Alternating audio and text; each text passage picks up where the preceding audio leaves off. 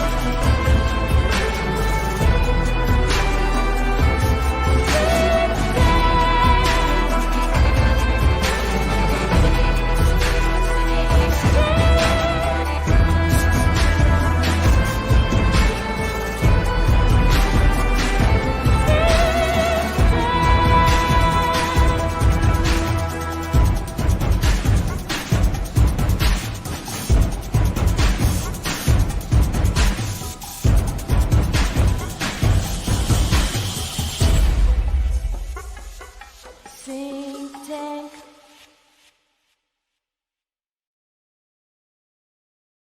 So my faith in humanity was recently restored, right? And then I was watching the internet, and I was like looking at this video. I saw this video. I was like, because we were all thinking about it. We're all thinking about it, right? Aren't we all thinking about it? Everybody's like Amanda Bynes. And I was like, I got to share this video. You know what? Do I post it public? Probably. But first, you got to share it with your friends, right? Who you can share it with? So I'm going to send it to the people who get it the most. Who gets it the most? I'm going to send this to my buddy Thomas. Right? And then I see Thomas made the video. And it was just like, this is the future. This is what healing looks like. This is the healing that we're all trying to experience happening. We're here right now. You know what I mean? Like, we're creating the minutes for our own lodge meeting. It's This beautiful. is also a theme that it goes deeper than just like the offhand superficial reaction to it, which is some people are shocked, some are disgusted, some are sad, some are happy. But Yeah, really, feels were had. That's kind feels of were had, and I think that that's kind of the crux of it. And the theme going into this, which I want to continue, is that I was starting to just get sick of seeing people posting on Twitter like really negative threads, and usually it's right.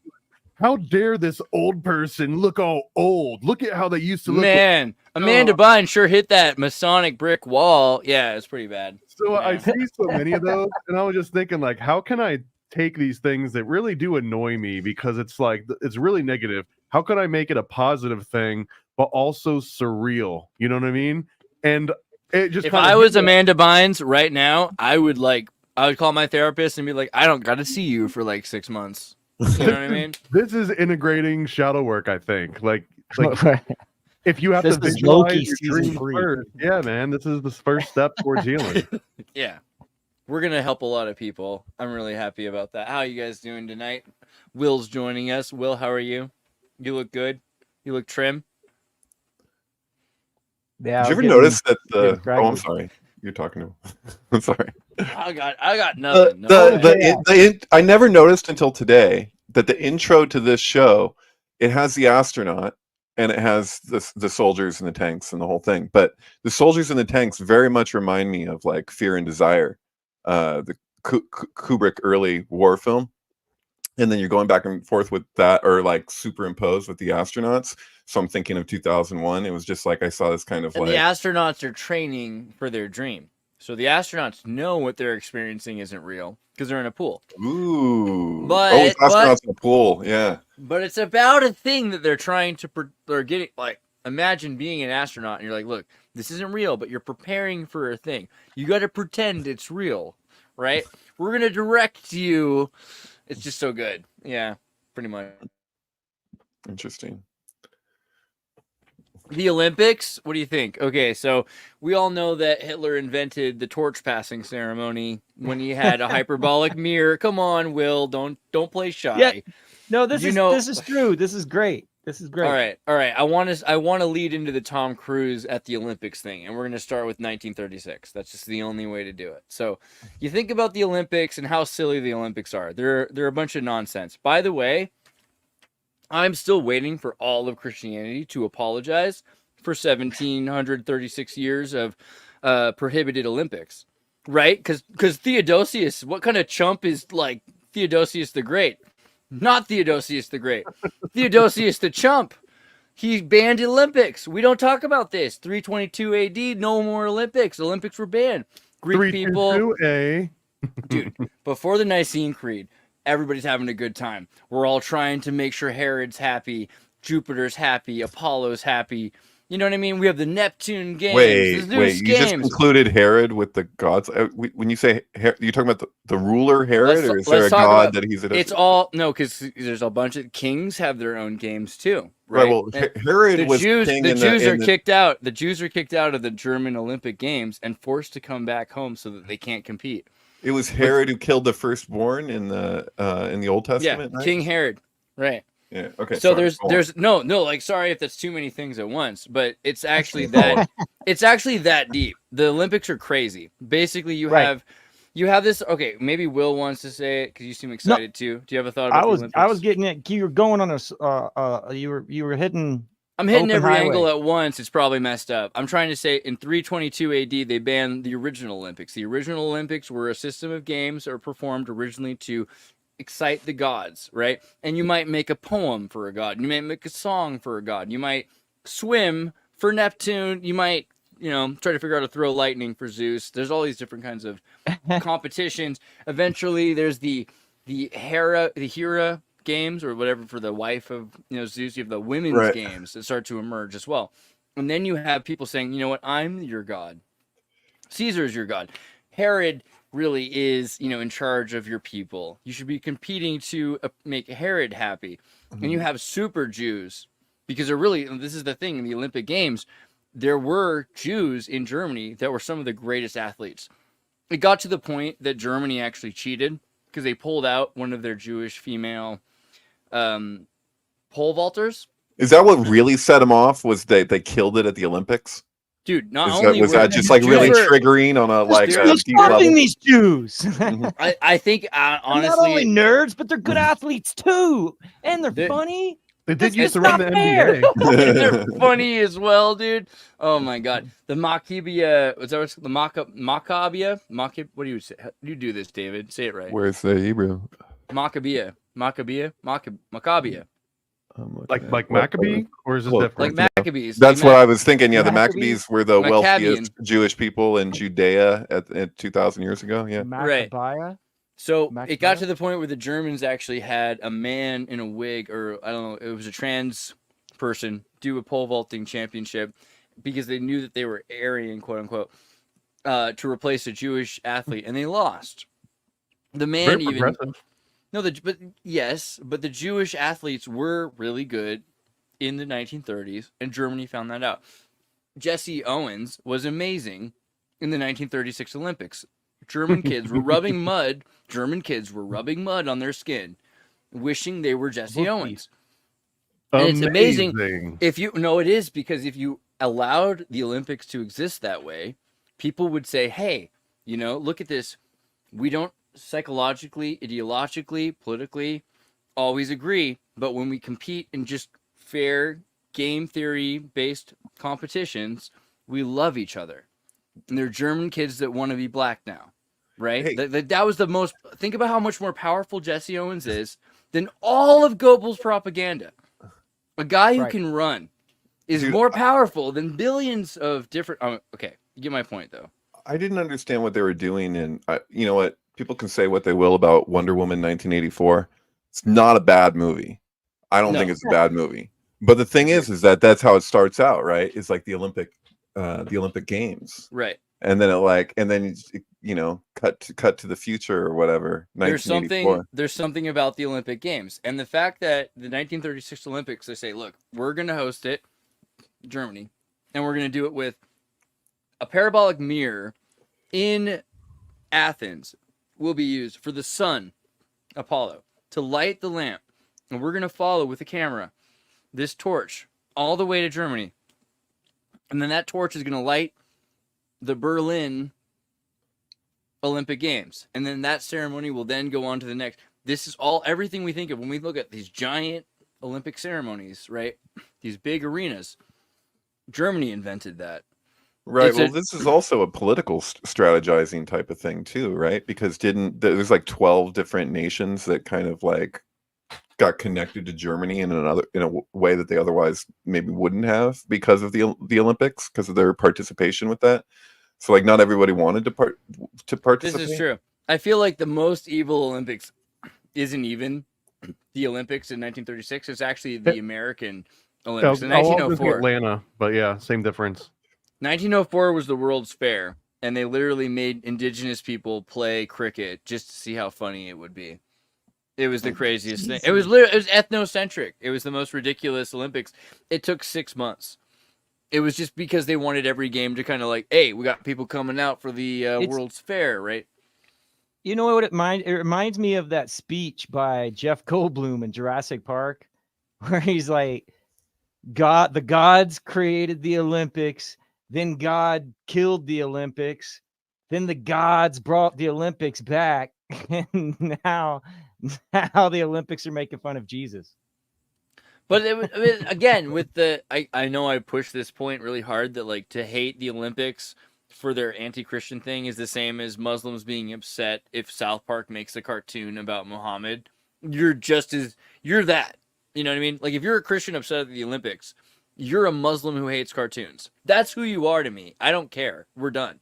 But at the same time, the idea that the Olympics was banned by Christianity, Theodosius replaced the Olympics with the Colosseum.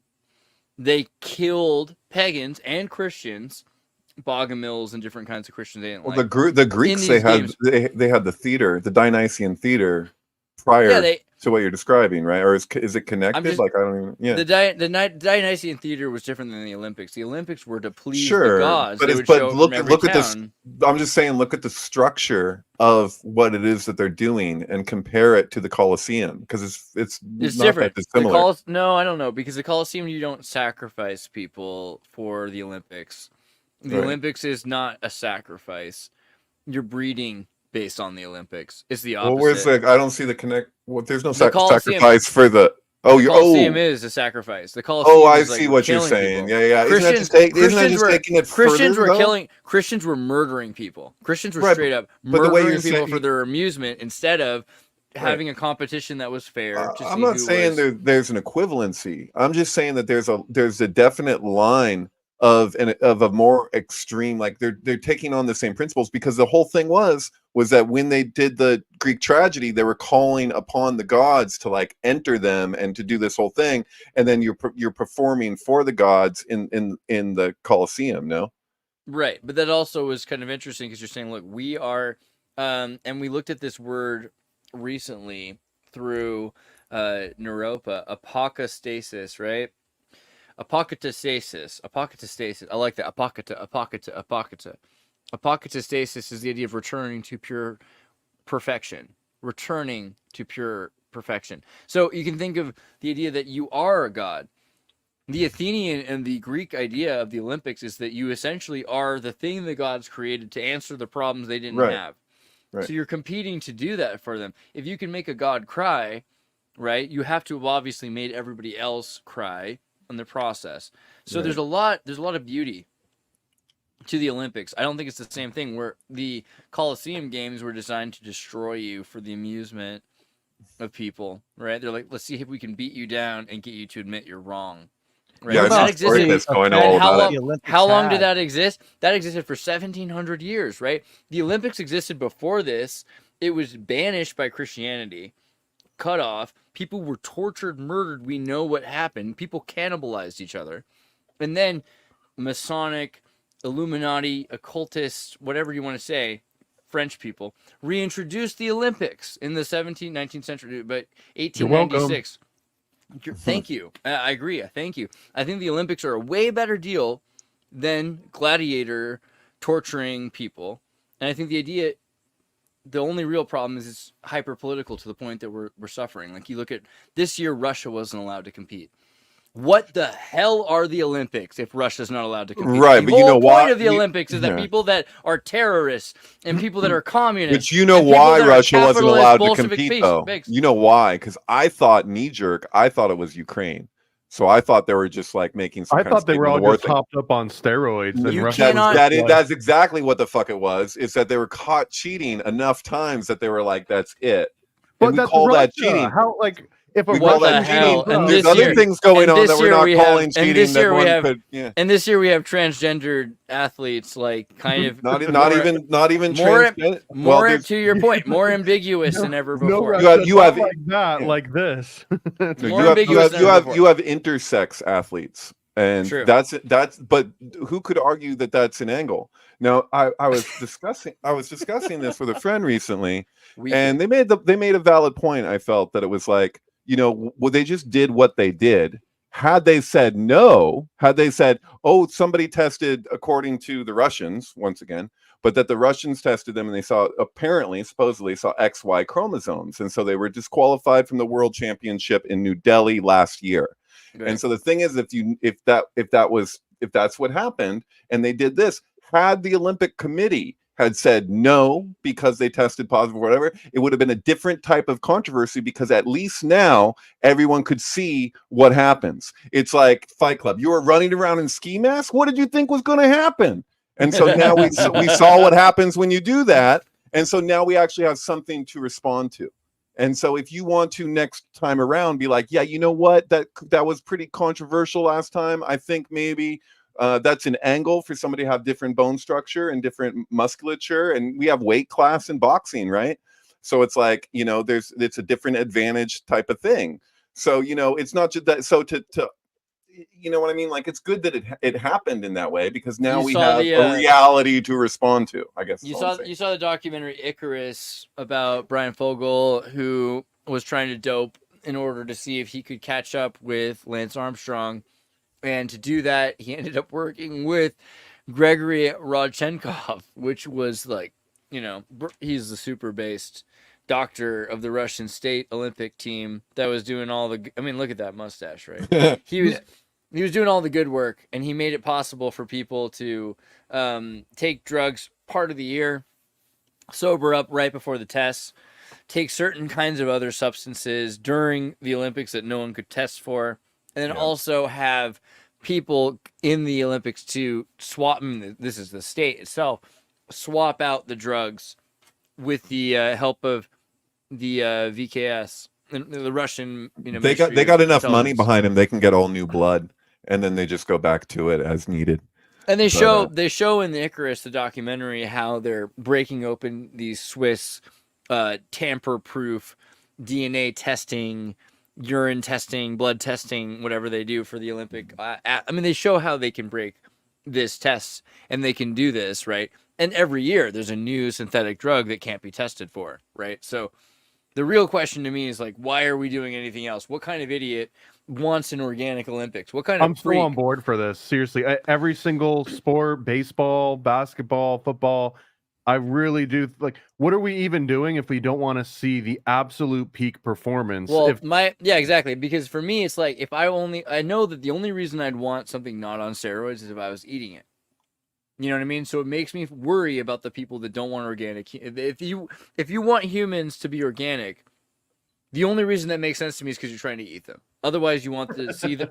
You know what I mean? Otherwise, you want steroidal humans to amuse you. You want American Gladiator. You want to see people doing the best they can do. You want to have billions of people that can kill themselves off, and some of the freak mutants make it, and then those ones make the future. We're talking about rapid evolution here. Yeah, Memory Man asked why you guys are being such apologists. To which I would say, when Lance Armstrong got busted for juicing, and I'm like, and the attitude from people was like, it was like he found some like warp in Mario Brothers, and somehow like he just was like it did it for him, and I'm just like, dude, he still did that shit, and it's crazy, Yeah. I don't know what that means. Well, what Yeah, are no. we apologizing for? What, the use of steroids or the Yeah, fact I'm that not sure if that I'm was not anything. apologizing. I'm pro steroids. I'm pro juiced. I'm pro the whole idea. I'm pro watching 90-year-old Arnold Schwarzenegger just to see what happened. I want to study this stuff. I think that the human race could do well with knowing what every crazy thing, the consequences of that is, and that what we can do to use some of that to our advantage and to stop and mitigate some of the things we don't want to happen. Right? Probably there's a lot of things about that make sense. And I mean, the fact that they're putting fluoride in people's water instead of steroids, like I can imagine there's a completely different America, right? Like look at Will. Will's thinking about it right now. Will could imagine if his kids grew up in steroid America. Hey, I have a question. How many rings are there in Lord of the Rings? With one ring to rule them all? How many? Yeah, I think there's. Oh, there's a shit lot. There's like 3 to the elves, 9 to the men, 7 to I was the gonna say at least dwarves, a and dozen, 1 ring to but- rule them At least all. a dozen. Okay, yeah. Because Yeah. when I look at the Olympic symbol, I'm thinking Lord of the Rings. But what do I know? There's something to that. Like rings are also kind of like shields in the circle. In a circle, you can hold a sigil, right? So you can think of sigil magic, and that's always in a circle, right? So the ring is a circle. Ring to of an extent. protection. Yeah, Word. I would agree with that logic.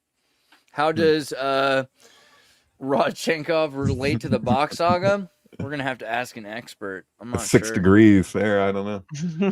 is that set up for a punchline or is this legit? You're worried, like, no, go ahead, Thomas. Could this be one of the undetected drugs that they aren't testing for right before the actual competition? Right? They might not be testing for alpha semen. Imagine how crazy it is to be against steroids, because it's kind of like saying you're against people having coffee. Like even as a Mormon, right? Like you're against people having coffee, or you're against gold being in the natural water supply under Wyoming or under Cambodia. And these people have access to natural supplements that are like colloidal silver that's naturally in their water. You're like, oh man, basically you sound like a communist. If you're against steroids, you're like a communist to me. You're basically you're like, oh, that's ableism. Right? That's ableism. I don't think anyone should have access to anything that makes them extraordinary. If I could take a pill that would make me a better conversationalist, don't you think I would? I mean, a lot of people look down on that. If I could take a drug that would make me better at my job, don't you think I would? Don't you think my boss would be okay with it? that? Depends what the side effects I'm sure are. your boss would be okay with that. I don't know if you what are would. the side effects? What are the side effects of steroids? That's the question. The steroid question. Let's pull up a picture of Andrew Tate real quick. It's nuts. You know what I'm saying? Like, it's not necessarily. I'm not really serious, but am I? Yeah, okay. Like, there's a lot of reasons why you don't want to. It's take actually steroids. it's an innie now and not an outie, so you wouldn't even really. Ouch. Yeah. No, but there's a lot of logic to that. Like, you should really be careful with like supplementing. Don't like get someone else's steroids. Don't get someone else's testosterone. Make your own at home. Don't get someone else's commodity. Make it yourself at home. And this is a real problem, I think, that you have to be very careful about. In wrestling, you see. However, a lot of these wrestlers, they seem like really down-to-earth listeners, don't they? They really sound like they're really listeners. Dwayne Johnson, he sounds like he's a listener. Ultimate Warrior. There might be something to it. There might be just like you get to like. I mean, I don't want to sound like I'm promoting the Wachowski brothers, siblings, but there might be something to like you're 50 years old. They're about to go through what's the man's menopause called? You know what I mean? Menopause, but there's another word for it too. Testosterone decrease, right? And then that's this point where these elites start to say, okay, well now I'm going to start supplementing myself with synthetic steroidal hormonals that will make sure that I have flush body with hormones that just happen to be the hormones that would normally be in a 19-year-old girl. Dude, Vil called it. He says Neuralink Olympics. Are you guys hip to this conspiracy theory that's floating around right now that's very, very esoteric as it stands, but that Donald Trump has a Neuralink and that's what allowed him to dodge the bullet? That would be super based. I have not heard that. I like it. He's cheating. You're going to say that would be the most. That's the most logical. The most logical. I mean, because he did. All right. Well, we should comment on. What do you think? Because Will was talking about this, the idea that the Trump Elon interview is, so much more famous than it actually is. Is like, some people are Alex Jones saying it was like 80 million people. It was a gorillion. A gorillion zillion people saw this Yeah, I don't know. Do you think it's true? Like, how big of an impression is that making? Well, I mean, a lot of people are watching it and reacting to it in a variety of ways. So Rage just watching. because, yeah, it's just people want to see it. I think if Kamala was to talk to Elon Musk for 2 hours, a whole lot of people would tune in too. Just maybe to hear a policy, maybe just one. Maybe Just that'd a be interesting to policy. see Well, what she drops. It's definitely preceded. Like there's a wave of Elon Musk is like the new version of Trump now was the first thing I heard before I even knew it was an interview. Everybody was just like, oh, well, Elon's just like him now. And I don't know. That's like the precursor wave no, that you get before you even listen to it. They share a commonality, and that's that like Elon had that emerald that he brought back from Africa. That was like kind of how he got his start. Like that was his original Wizard of Oz. And then word, totally. I mean, if Alex Fulton was here, he'd tell you 10, 50 ways that is true. But but Trump, he got a loan from his father. It was a good size loan. I don't know. Have you guys listened to the interview? I have not. I heard part of it actually yesterday. It was interesting because Elon sounded believably excited and nervous. It was weird. Yeah. I was like, dude, you used to work for this guy before he fired you in the Paris Commission. What are you even pretending to be a giddy schoolgirl for? But he's like, yeah, well, the way you dodged that bullet. I turned it off. That was like the very beginning. He's basically like, yeah, no, like that was inspiring. He does it again. You get up and you're like, fight. That was great. Every 40 minutes or so after Trump talks about something that doesn't matter, he goes right back into that. You know what I mean? And by the way, can I just say the obvious that I haven't said and I feel like people haven't said, which is like, I love Trump and all, you know what I mean? Like I love, I love St. Thomas Aquinas. I love Judas Iscariot. I love all people. Mm-hmm. I'm scared. You're like Nancy Pelosi, yeah. You know what I mean? I love She's Nancy Catholic, Pelosi so she can't as much as I love Trump. She can't hate. It's not even possible. But I love him in a different way. I'm just more scared. Like, I'm the way I wasn't as scared as I was more scared of Nancy before. I'm more and more scared of Trump becoming the Antichrist. Am I wrong? Like, you know what I mean? I don't know. I've been looking at that stuff from Donnie Darkened on Twitter, and it's starting to make a lot of sense. Because David, when I first started talking about David, he's like, dude, obviously Antichrist. I'm like, yeah, but like, what if it wasn't? And like, I get to the point now where I'm like, but like, dude, this is pretty silly, right? No, like, it tracks. We're like surrounded. We're surrounded in like people. No, man. When you got people like worshiping flags, when you got people, like you got kids playing in front of like Let's Go Brandon flags in the mud in the middle of the South, like it's dangerous. We're getting to a point where there's like a reaction could happen. Your bias here, I think, though, is that I think I've learned this about you, Andreas, that you're maybe like anti-nationalist to a way where like you're almost offended at people that worship a flag just because it stands for like a G.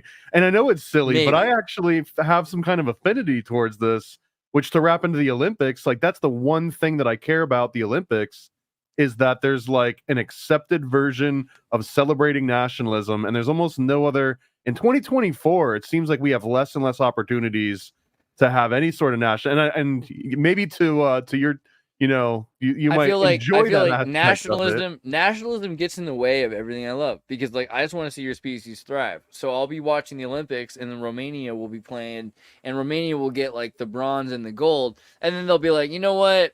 Politics. Let's just steal the Olympics and give it to bile or whatever, like human bile that we can think of, instead of, giving the Olympics to who it's deserved to, right? Like if somebody does an amazing thing, something you could say about Romania, stereotypically, perfect, right? Good word to describe Romania, perfect. Everything they do, perfect.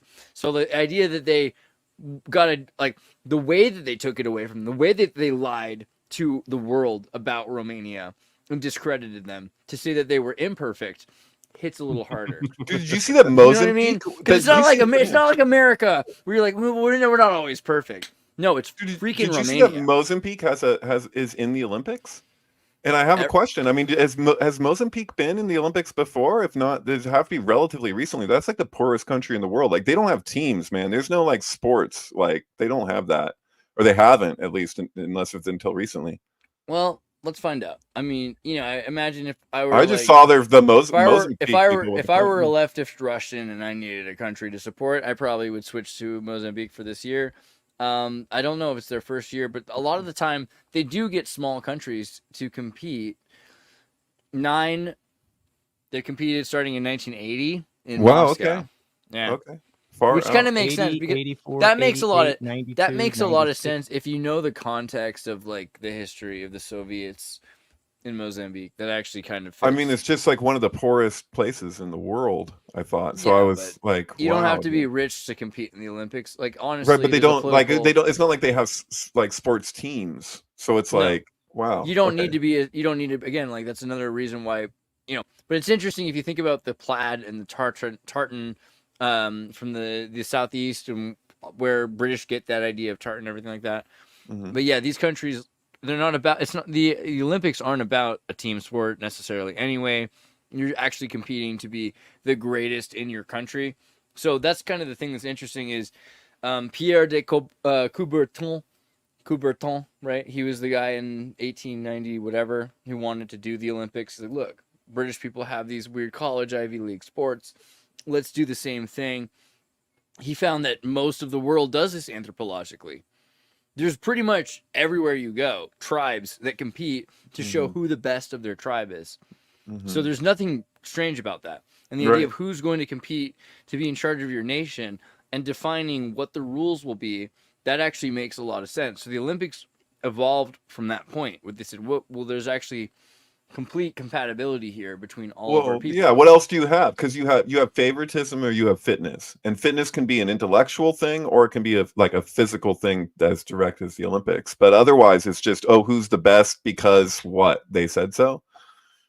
Dude, memory man, we haven't even this was 31 minutes deep, and we never even got to the whole point of this, which was that Tom Cruise did the closing ceremony, right? So realistically, the weirdest possible thing that could ever happen in the Olympic ceremony was that Tom Cruise showed up. I'm not even messing with you. Showed up, jumps down, does a Mission Impossible air acrobatic skydive. He's like on a wire. He gets to a motorcycle. He grabs the flag, does a handoff in Sicily or Sardinia or wherever. It doesn't even matter. He just drives off with the freaking torch. I don't know. Like, what are they trying to say about OT8 and Thetan levels and the Apollo torch of the light of God? Like, what are they saying with Tom Cruise? Well, he's he's pretty fit for his age, man. I've seen him do some crazy stuff with I think we all did when he jumped out of that skydiving plane to get that flag. Like, that's the thing. He's proven his point. But all Olympics everywhere, like, your goal is to be like closer to Xenu. I don't know. You're right though. The symbolism is out of control to have him there, like he's as a the focal son point. of Apollo. Like he's the. But I mean, torch. we're still right now shaping what the Olympics actually are, because I think the most modern version of Olympics started in like 1850s, but it never really caught on 1896 until 1896 was the first official international, but 1856 was the beginning of the first modern version of what the Olympics were. But that's just British people trying to do like Ivy League, like games. Maybe. But then I think in 1892, before the 1896 ones, that was run by this Zappas guy who was like a Greek businessman. True. So, but the point being here though is that until the late 1890s, like basically until the 20th century, the Olympics either didn't really exist or were never really like an international. It was an amusement. It was okay. It did exist, and it was super great up until 322 AD. You know, for 1,000 years in the ancient times. Yeah, but in ancient times, if you're ancient though, that was only Greeks and only Greek men. Women couldn't even show up to observe. Well, hold on, because they showed up with beards and they, had no. But you had the Peloponnese Islands. So the Peloponnese Islands included the Balkans, and went all the way up to Croatia. So you had all kinds of people, Italians, Croatians, Slovenians, even. They were competing in Sardinians, even. All Africans, right? You had Berbers that were competing in the region that were in these games. And yeah, they were all men, except that, like we mentioned, Hera games. There were the Heraean games that were created that allowed for women to compete. And they didn't include any, water sports. But then they had the Neptunian games, right? So the Neptunian games allowed for water sports. So then all of a sudden there was a thing to please the pantheon of gods.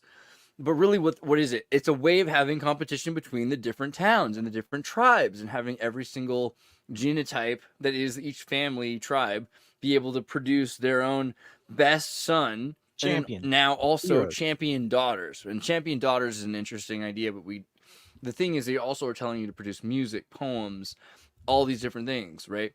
But that's banned. That's completely banned. They don't want anyone competing to have any of that in 322. And then by the 18th century, you have Enlightenment movement. People are saying, well, the Greeks weren't so bad, and actually, like, a lot of our good ideas come from the Greeks, and maybe they were pedophiles, but not all the time, and we could probably get something out of the Greek tradition. They were the And good then- kind. They were the good kind. And then they come up with the Olympics. And the Olympics are, that only kind of emerges. It's an emergent thing. And you could say by 1896, you have an internationally agreed Olympic, but even that isn't real, I would say, because you have maybe one that includes France and England and Germany and whatever. By 1904, the Olympics are nonsense again. You have 96% of the Olympics are just American athletes and indigenous people to show you that Eurocentrism is better. And the World's Fair is taught that white people are better at sports, like black people can't compete. They don't even know the rules. And that just doesn't fly. Eventually, you get through several more European Olympic Games, and they try to do the Spanish Bariloche Games. Grenada is bombed. They destroy Spain. The end of there's a civil war in Spain. They have to do the 1936 Olympics in Germany. Germany does it according to the rules, and they're very proud to show American and African American. They're amazing. They're amazing. They're really great at the sport. In fact, there's a German guy who says, hey, Jesse Owens not able to do this sport. He's really good at running and everything else. He's never done the sand leap. So what we'll do is I'll tell him, because I know what to do. He's like, every time he does it, here's how we trick him. He has to stop at this line. If he doesn't stop at the line, we just disqualify him. Ha ha, white people. So then the German guy says, look, what we'll do is tell him, hey, just put a towel right before you start, 6 inches before. That way when you run, you're doing the same thing, but you start 6 inches earlier. That way you won't miss your jump. He helps them out because there's an alliance between athletes. They don't care what color you are, right? So it's really important because it destroys racism, because it shows you that people that are, this liberté, égalité, fraternité thing. All of a sudden, we're like, we are more common than we are different. You know what I mean? And the rules, they're nonsense. And I'm going to help you get through that because you're better than that. Cool right? runnings. Yeah. That's- Tom freaking So, Cruise. I mean, is that basically they? Why you're muted? I don't know. I thought Will had a question. I just want to say Tom Cruise helped us win the Olympics. Like that move at the end, that secured the win for America in the Olympics. I mean, the Olympics this year were so rigged. It was brutal. Watching us steal Romania's gymnast award was disgusting. Like, it was, I mean, I know people that like still believed in sports to some degree, so it was really hilarious, but also disgusting and painful for them to watch. Like, oh yeah, now you have to see that this isn't real. That's a bummer. Because of course it doesn't matter. Romania But is it is selling real. petroleum. That's part of it. That's part of sports. Romania I can't remember a single time in my life where I've watched sports that didn't involve like someone questioning a referee or like it's rigged or someone's throwing the game. Like that's always been How an do we still inherent have aspect of referees it. when we have laser guided like scanners? Because then it wouldn't be sports anymore. Right. But at it's least not in its politics. current form. I don't know if this was on this show I was talking about this, but like the fact that referees can make horrible calls, that is part of the damn human aspect of sports. And once you remove referees, why not just remove the players? Why not just replace them with robots? Well, I think he just explained that with his whole last like soapbox communication. Did he not? I mean, kind of about, but I mean, like, if you're what would asking that like a show question, he kind of already answered it, so but we're what doing it would in show reversal. that racism is dead more than just putting robots against each other. I feel like that's it's interesting to me to see your species compete and to see them in a video game. You would never have to worry about rigged games where somebody's got, maybe there's ping or something, but you don't have to worry about them going out. Like you don't have to worry about some liar in the referees pretending, and no, just psychopathically lying that this Romanian girl who did not go out of the boundaries, lying and telling you that she did, when she did not. There's no effing way. She freaking did not. I saw it. We all saw it. She did not go out of the boundaries. It's a lie, right? But we can hear a referee lie to us, and the rest of the history, all of history, is going to be built around this lie that this girl didn't do something it's a complete lie. And now that someone else can, okay, after that, the other weird thing was Biles. Is that right? Am I just calling her Biles? Because it just seems like Biles a rude thing to say. Is that really her name? I think Biles. Biles, this bile, this horrible demon of shite, Biles, has gotten the government and the United States to say, hey, reassess my score. I'm in 5th place. But I'm American. Reassess my score. Oh yeah. Now they didn't reassess the Romanian score because of course Romania sells petroleum for Russia, but they did for the 5th place Biles, who now seals the 3rd place award. So not only have they stolen gold, which is like Jesus, but they've also stolen the bronze medal from this girl who's an 18-year-old who's just, again, they're freaking Romanian. They're perfect. So you didn't just steal their award, you accused them of being imperfect. It's just like, you don't understand. You just don't get it. It bothers me. I think I get it, but I wonder, has there ever been an Olympics that was truly merit-based, completely free of any sort of external pressures or corruption? That the 1936 Olympics, when they gave Jesse Owens all those medals in Germany, they were like, I'm pretty sure that was a lot less rigged than this one was. I won't argue that. Huh, interesting. Isn't that the one that you said they had a wig on, though? Someone put a wig on for the pole vaulting, so I mean... Fair enough. Dude, but you know what? Trans in every sport. Or intersex, apparently.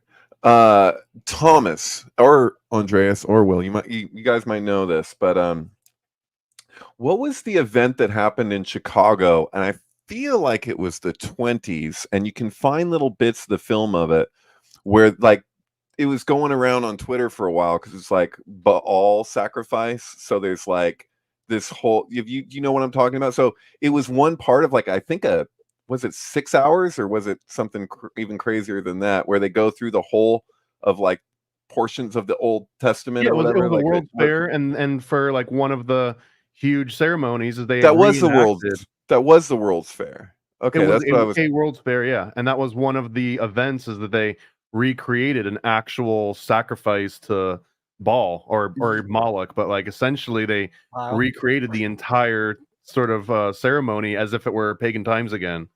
Right. I want to look that up again because I can't remember what it's called, but I know that it went on for so long. It was not like talking about Baal and Moloch was not some weird esoteric occult thing in the early 1900s. It was in newspapers and magazines, and it was part of common fiction books. Like, people were going ham. A lot of people almost consider like, oh, today we've got the internet and we know all about these occult. Like, nah, dude, like your great grandma was probably talking about Baal at a bus station with someone else back in the day. Like, it's strange though, because the way people were treating it online is like, this was the event, like, was to see this. You to know about this, and it's one small, short little segment of this crazy large thing that not all of it got filmed, I guess, because film is expensive and that's a long time to film. But like, that sounds like a pretty incredible happening, you know? I don't know, man. Imagine if they did that at the Olympics. They recreated a full Baal ceremony. Oh, dude, the internet's head would explode. Everybody would just be not knowing how to. Yeah. Again, with the Dionysian ritual, aren't we better off with the idea that the Olympics are a more tolerant thing because they're not Christian? That's the thing that blew my mind. That everyone who is Christian was saying, "Hey, this isn't Christian. In fact, it bothers me. We should ban it." Like, isn't that scary? And don't you want that kind of person not invited to your party? But it ends with Scientology. It begins with right. How based is that? How based is that? It's Tom Cruise. You know what's cool about that? That Tom guy's Cruise like, doesn't I'm use- not offended. Jesus can't carry this flag. Dude, I mean, I'm not offended by Tom Cruise. I'll wear that T-shirt. If Tom Cruise can jump out of a plane, grab the flame of Apollo, and then bring it back in a plane and skydive into, where's he going next? I forgot. Like, what's the next country he Yeah, went but to? where was he to carry Jesus's cross, bro? Cruise Bro. wasn't there, right? He probably he was probably born had- 2,000 person years carried later. that cross. Wasn't Yeah. Cruise. I thought we all carried that cross. Isn't that the whole point? I feel like, yeah, Hey. you got to pick up the slack, Will. You can't expect You're Tom not a Cruise to do everything for Scientologist. you. That I'm just stands. saying, man. Birth, growth, decay, death, man. We'll go There's through it. there's some to OT8. I mean, as much as like we know they make it so they push really hard the idea that Scientology is a joke, but all they really can ever do is accuse it of being an expensive hobby. That's only so bad. You know what I mean? That's not really that bad of What about a. the No, there's gangs actually a God? lot of things you can accuse Scientology of. There's a great book by Burroughs There's a lot more about it. atrocities. That's like saying that Russia created no atrocities with their Olympics. Like, come on, man. I'm a big fan of 1984, bro. I don't mean the book. I mean the year. I love the 1984 Olympics. I love to see. But what was the newest one that was in Russia? That was like you a know? shit I show feel okay. for everybody involved. So my, You know, I don't know. dude, If you do dude, this you know in the Olympics- headlines that are You gonna have- follow this conversation are gonna say Andreas says he doesn't like 1984, the book. Right. Sorry, That's what I It's all heard. right. Animal Farm is better, but like if you had to pick your favorite Olympics, right? 36, pretty good. 1904, Is 84 hilarious. the 84 is the alien? 84 is the drugs Olympics where they have the power walking with like the salsa and like everybody's taking all kinds of steroids, and you've got a dude who was a woman named Andrea who becomes Andreas, the East German female swimmer who found out later that they were drugging her against her knowledge. is that who she you're was named being- after? I wish. I am that swimmer. I am the East German women's 1984 Olympic champion.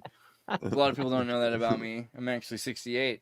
But no, a lot of these, You got a mean breaststroke, bro. a lot of these awards that were achieved in 1984 have never been defeated. It's like the year of like, oh my god, like these people, we expected a 48 and they get 120. You know, a woman throws a javelin and it hits a guy. She was like, ah, like they had to eventually, like after 1984, double the weight of the ball they throw, the javelin. They have to disproportionate the weight. You can't even achieve the goals that these people had those years anymore. Like they actually changed the contest in the Olympics Oh. after 1984. You know the meaning of the song Hyacinth House by the Doors? It's on I think it's LA Woman, right? Where it's what are they Something doing to in the Hyacinth House to please the lions this day? And then if you go into the Greek mythology of Hyacinth, it's all about the discus and Apollo. And like I can't remember the exact Right, like particulars, in but Tron. Also, Tron comes out in 1982, which is right before the 1984 Olympics. But they have the disc throwing and all these things, which are a major part of Mhm. Tron. If the current Olympics that we've got now are kind of based on pleasing these pagan and Greek gods, right? If we were to make like a Christian Olympics to please the current reigning god, I'd argue. the monotheistic already god exists. that's all Yeah, Will- like Will what already kind of fa- competition would that be? Will already found the show. I think you know it. It's called Man vs. Bear. Man vs. Bear. Okay, fair point. It's literally- that's it, dude. Yeah, totally. There's no question. It's literally just a bear hold, you know, a woman. It's not even a man. It's a woman versus a bear. Maybe a gay guy, you know, and you tie him to a string, and a bunch of Christians would watch the bear pull on the string. And you'd be like, thank Jesus. I think Will actually got scared and had to run away. I'm kind of on board for that. I don't know. And part of it's just funny because people got upset at the opening ceremony, but they're not upset that it's literally worshiping pagan gods. I'm not. Well, I feel know- like I know Pagan, you're not. pagan You're just means cheaper. civilian, Yeah, you know, basically. Exactly. That's you sound classist. You're like, oh man, Good. these freaking bourgeoisie people don't like it when the proletariats worship the people's gods. Okay, well the people worship the people's gods. Regional Power to people. regional gods. Like, Don't bring to your me- like to me, you localized sound like- gods. You sound like a British guy with a monocle. He's coming into a cave filled with I can't think of Bolivians. anything more American. And then the Bolivians are like, this is our indigenous, like we have a little shrine here. And you're like, that's disgusting. You know, that's basically, it's the same thing, right? To be fair, it smells like pee. And cocaine. It does inside of the salt of mind.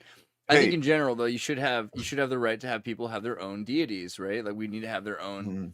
the people's gods, and the idea that the people's god isn't just Right, one god, I guess but a it's just like the family. schizophrenic nature of the current state of the Olympics. Is it to worship the gods? Is it not? Is it supposed to be nationalist? Is it, or is it Well, not? what is worship? Because So worshiping cult. So cult means to cultivate, right? And worship means a worthy gift. So a cult of worship is a group that is trying to present a worthy gift. Why would you so do who, that? who Because you feel deserves like in 2024? Who deserves that gift? the thing that made you. Well, That's all it okay, but- is. The thing that made you. So you're like, all right, I really Your love mom's the ocean. place? I'm Sure. gonna take I'm gonna take all of the crazy drugs so I can play water polo better than you, so that I can prove to Neptune that the Right, I ocean mean, made but me who I if, am. if we follow this under like maybe silly sort of tenses, but like if we expand on that, it almost seems that just like going into a 12-step program, you should have to admit to a higher power to even compete in the Olympic Games. Like no atheists should even be allowed because your gift given up to a god that you don't even believe in seems like it would fall on deaf ears. Right, but what about the atheists that just say they don't know? Because that's Oh, like, I don't know. I don't know if they can enter That's or not not. really Yeah. not really an atheist though. An atheist is someone who believes. that there Right. We're is talking no agnostic, God. right? Yeah. Yeah, an agnostic, okay, that's fine. You're like, I don't care. I run. I play tennis. I don't care. That's one thing. Agnostic. If you're an atheist, you're like, I don't believe. I believe there is not a God. It's not. I don't. Yeah, believe I've just been through this with so many people that call themselves atheists, and I'm like, do you believe in energy? Like, where does it stop? Like, what is the line? Define your terms, Will's more comfortable now. Yeah, because the thing is that most people that I talk to that call themselves atheists, when it gets down to it, like when we actually have like a real discussion, debate, and it gets anywhere, it gets to the point where they're like, I don't know. And I'm like, see, you're there. I you feel go. like you can take any kid and Can I you go put a home kid now, out, David? Please. put a kid out in the ocean, and did you ever challenge Poseidon? Well, I don't know. I played a lot in the ocean. I would be like, what are you gonna do? challenge Poseidon? What are you gonna do, Poseidon? I used to scream at the ocean. What are you gonna do? The What are you gonna do? Tempest. And then these giant waves would come up, and you'd be like, "That's what I wanted." I can see this. I believe this 100%. What are you gonna do? Doesn't that kind of happen at the beginning of Lucifer Rising when there's like the Egyptian person with the staff, and then it shows you like the lightning in the ocean? Sounds more like Percy Jackson to me, but whatever. Same exact thing. There's a vibe. You have to protect yourself, but you also have to challenge. Hey, challenge nature. I need somebody's help with something because I can't, like, my Photoshop isn't working that well. I need an image. So could you look up a movie called Clear History with Larry David and John Hamm? Vanilla Ice? What the heck is that? So it's called Clear History. And so, like, I just want if you got a poster art for it, you could do this too, but like I want a photoshopped image of the movie poster for this movie and change it to Clear Choice instead of Clear History, because Clear Choice is the Democrat super PAC that put this lawsuit against Kennedy for his residency, saying because it doesn't matter that all of his license, his driver's license, his he votes in New York for the last 50 years or whatever. It's like this, but there's this whole thing because Cheryl Hines. It's actually technically the law is wherever you left the bear that you threw out of your car, that's where you have to vote. Totally. But yeah, I want this to say Clear Choice instead of Clear History. And it was tripping me out because I was like, the whole thing with Clear History is getting rid of the history, right? So when their super PAC called Clear Choice, it implies you're clearing the choice, that you don't actually get a choice. Can everybody hold on? Like, has everybody seen Larry David's movie he made in between season 9 and season 10 of Curb Your Enthusiasm? I have seen it, although it didn't make a big impact on me for whatever reason. The idea of like some New York elite coming to California and making the California electric vehicle, which only takes off on the southeast coast in Florida and Louisiana, that this electric car market and the liberal market of the old Confederate South, that didn't hit you? Really? So John, This so guy, John, this did guy not hit who was me. also the grandson of a slave master in the Confederacy. You didn't get it? Okay. right? So John Hamm is Elon Musk, and this is the guy who dropped out because he didn't like Elon Musk naming the car after himself. So like instead of he's what or didn't he call it his own name, or was it somebody else's name? Actually, he just liked the way the name sounded or something. But it Oh, was, what was you the know, deal with that? Yeah. I forget. yeah. So it's not just the title. I want Elon Musk's face on Time Magazine, and I want his face to be RFK because it's Okay, freaking I feel hilarious. like here's the deal. I would like that movie a lot more too. I can get with Thomas on this one because there's a lot of problems with that movie. That movie kind of sucked, Mhm. and Mhm. the whole point of it was that it sucked. Yeah, That's the problem. It's supposed to suck in a way. Yeah, it's like he's making fun of Jerry Seinfeld for sucking. He's making been fun for of this Elon suck. Musk for sucking. He's Right. making fun of people who suck. Well, he He took knows Mad all Men these and rich merged it with all her. these people he's ever met who suck. He's like, this is the mistake you make. This is that mistake people make when they're trying to sell something. He's met everybody who's ever failed at any dream in Hollywood or New York. Well, Scott says it's Herald, so that's the name of the car. Is the Herald, and so Oh everyone's my driving around in their God. Heralds. Yeah. Well, That's there's it. the synchronicity. We were waiting for it. Yeah, well, Right. there's something to that because guess what? The Triumph Herald. Think about it. That's obviously the metaphor there. The Herald. Huh? Didn't even occur to me. So Thank you. who's Really? Elon Musk? The The guy on the cover, or Larry David becomes Elon Musk? John Hamm. John Hamm is Elon John Musk, Hamm is Elon Musk. Okay. and this is the guy who didn't go along with him in the thing. So it's just, you know, I don't have Photoshop easily. It's in my computer that takes forever to freaking try and get started. So We'll make it happen. cool. Okay, Thank John. you. You might Thank have you. to remind Or me you can about help me get Photoshop. Photoshop, but we'll talk about that later. Yeah. No, just use Pixlr. You guys ever heard of Pixlr? Oh my God, are they going to sponsor me someday? Hey, this show should be brought to you by Pixlr, a company that should pick up the slack and give me some money. But Pixlr is a free photo editor online. If you use Pixlr editor, you could use their AI, their batch, all this remove background. Express is really easy. You can get like all this pictures designed. What you could do is you can go straight to Pixlr, Pixlr.com, click on Pixlr editor, open a new picture, and then boom, look at this. Now you've got a picture and you've got on the back all these tools very similar to Photoshop.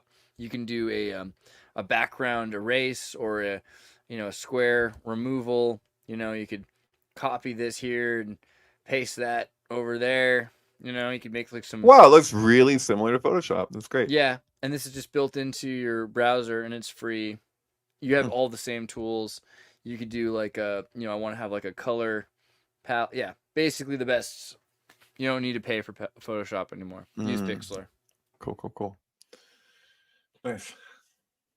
Is Tom Cruise the son of Apollo? What do you think? I don't know.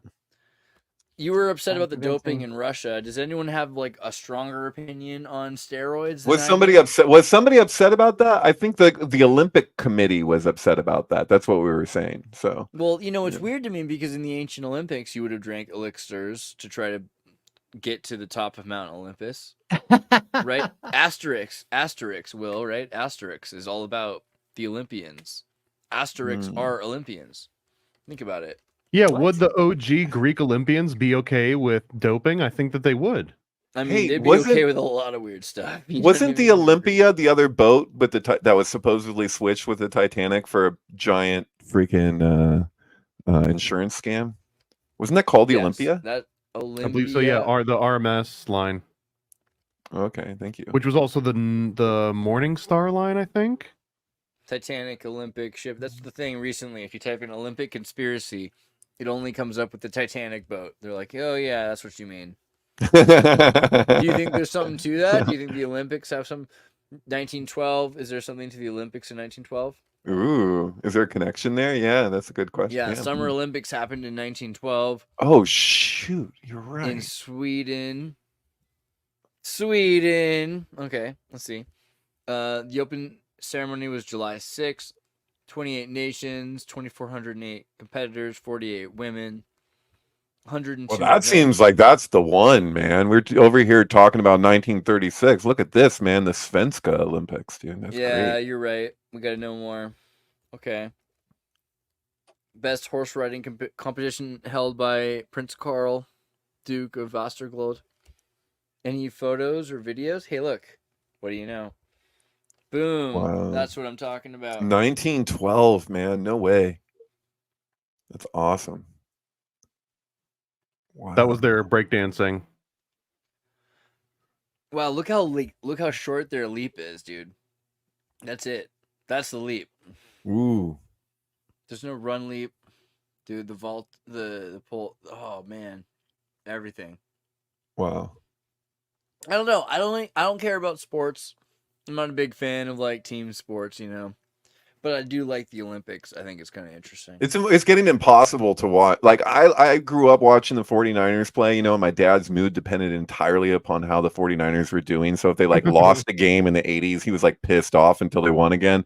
And then it made the 90s totally suck because the worse that they did, the more pissed off my dad would get until he reached a breaking point and was just like, you know what? I can't base my whole life off the 49ers. But now I watch the 49ers. I saw them at the Super Bowl. I'm just like, dude, like that coin toss, the way that whole thing was set up, I swear to God, like even just like backing up, like as objectively as I can be, I'm like, this is rigged, man. Like in really overt ways. And you're just watching it and you're just like, what am I even like? It takes the fun out of it, is what it does. That's, you know, like you want to see if, I don't know, man. It's too much. Recently, I played this video game WK24. WKE 224, that's it. And it's like a wrestling game. And I remember as a kid thinking like, okay, we all know wrestling is fake, right? So that makes wrestling video games more real than wrestling. You know what I mean? Totally. Because they actually have point systems that are like recorded and everything. So you can't. So yeah, pretty much the coolest kind of thing you could ever do. Right. And they don't take razor blades out to cut their ears to make it look like they got injured. Oh, that would be the coolest move though, if you could. I guess that you do get injured if you do that, but still, you're saying the other person did it to you. I feel like there's something to it. Wow. I feel like the future is probably in the Olympics. You get teams, because right now they're bringing video games into the Olympics, but they don't want to do first-person shooters. Dude, they're bringing breakdancing into the Olympics, which makes no freaking sense because it's like that's an art form. Like that doesn't. I mean, but you got to remember the Olympics used to have poetry and ballads because you had to do something. What the fuck is synchronized I want to make a swimming? point though. Eurovision is an Olympic sport in a sense. It really is. But you're also saying like it's an art form, almost implying that it couldn't possibly be in a competition. But I think that the Australian entry proves that you could lose at an art form. Like you can, right? But it's the whole dance off thing. Like Wait. I don't know, man. Wait. If it was an art form, she won. Maybe there's an argument to be had there. Because if it's an art form, she's everywhere. She's the Right, total. Nobody else knows. No, who won? Who won breakdancing? You show me one good clip from breakdancing. All you see is her. Oh, I got one. Hold on, let me pull it up. There's a pretty. She has been literally put on every Brazil. meme possible. No, Australia. Why Australia would she not be the winner? Australia was adorable. Did you see Australia do it? Yeah, that's who we're talking about. Okay, yeah. That's it. Like, Australia won. As far as art goes, Australia won. Have you ever seen something like so not great that it was good? Like The Room. This is like the Room movie of the Olympics. Have you ever seen Tommy Wiseau crying? Yeah. He's everywhere. Have you ever heard squeaky noises? Hold on. Wait. Like, let's do this properly. Where is it? Present with sound. Okay. Oh, yeah. One more time.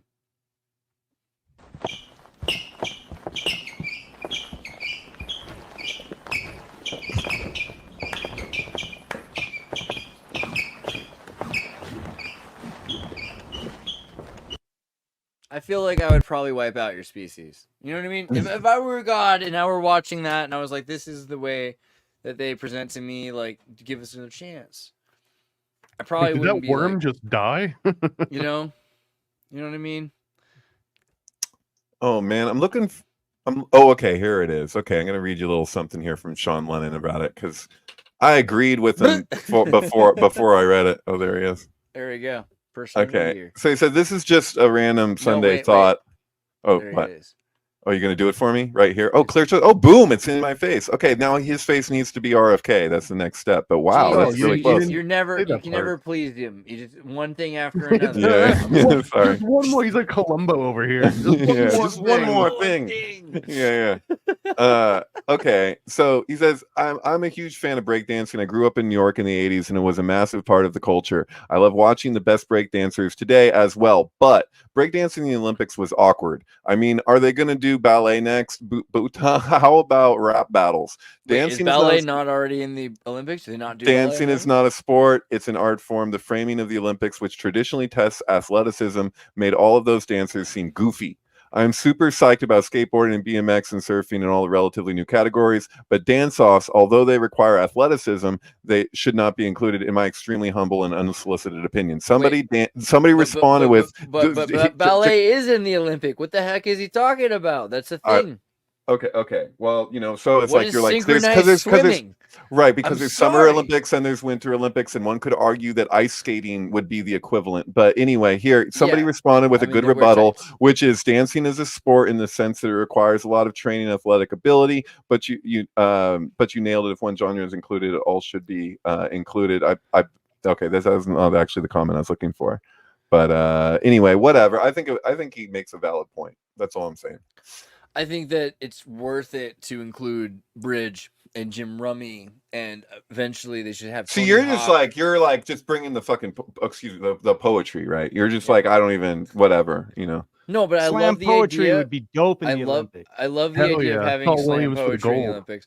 I understand why you would have that at different times of the year. I think the Olympics should be year round. Because Yeah, but what it you know- should be is that you yeah. should have part of the year is winter sports. You should have 4 seasons of Olympics. And in the swing period between changes of seasons, you should have more intellectual debates. And Pierre de Coubertin did have the literary competition, which he won. But how do you measure it the same way? Like this is the thing. I mean, it's already there. And it's already an issue. Because all measurement of Olympics is nonsense and poetic. The only way you could do it is you have to include more and more objective measurement, the way that we do with video games. Because the way a video game works is we say, hey, I'm sorry, we have to know whether something hit something or didn't hit something in the boundaries. Right. We're going to have an objective truth about this. Right. But you could also have it be like women's 1991 steroidal muscle shows, right? Because it's a crazy time, right? It's like that's probably the most weird time to is it a pageant?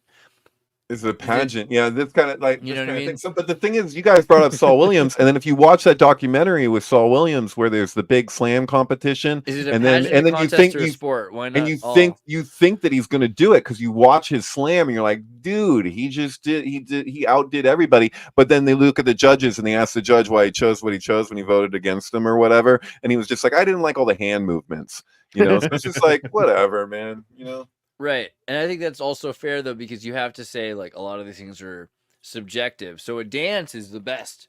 A dance is one of those things where, like, you really ought to have everybody in there to decide emotionally if they're like, all right, damn, because the way Ethiopia just did that twirl. Like, you need to have that for artistic things.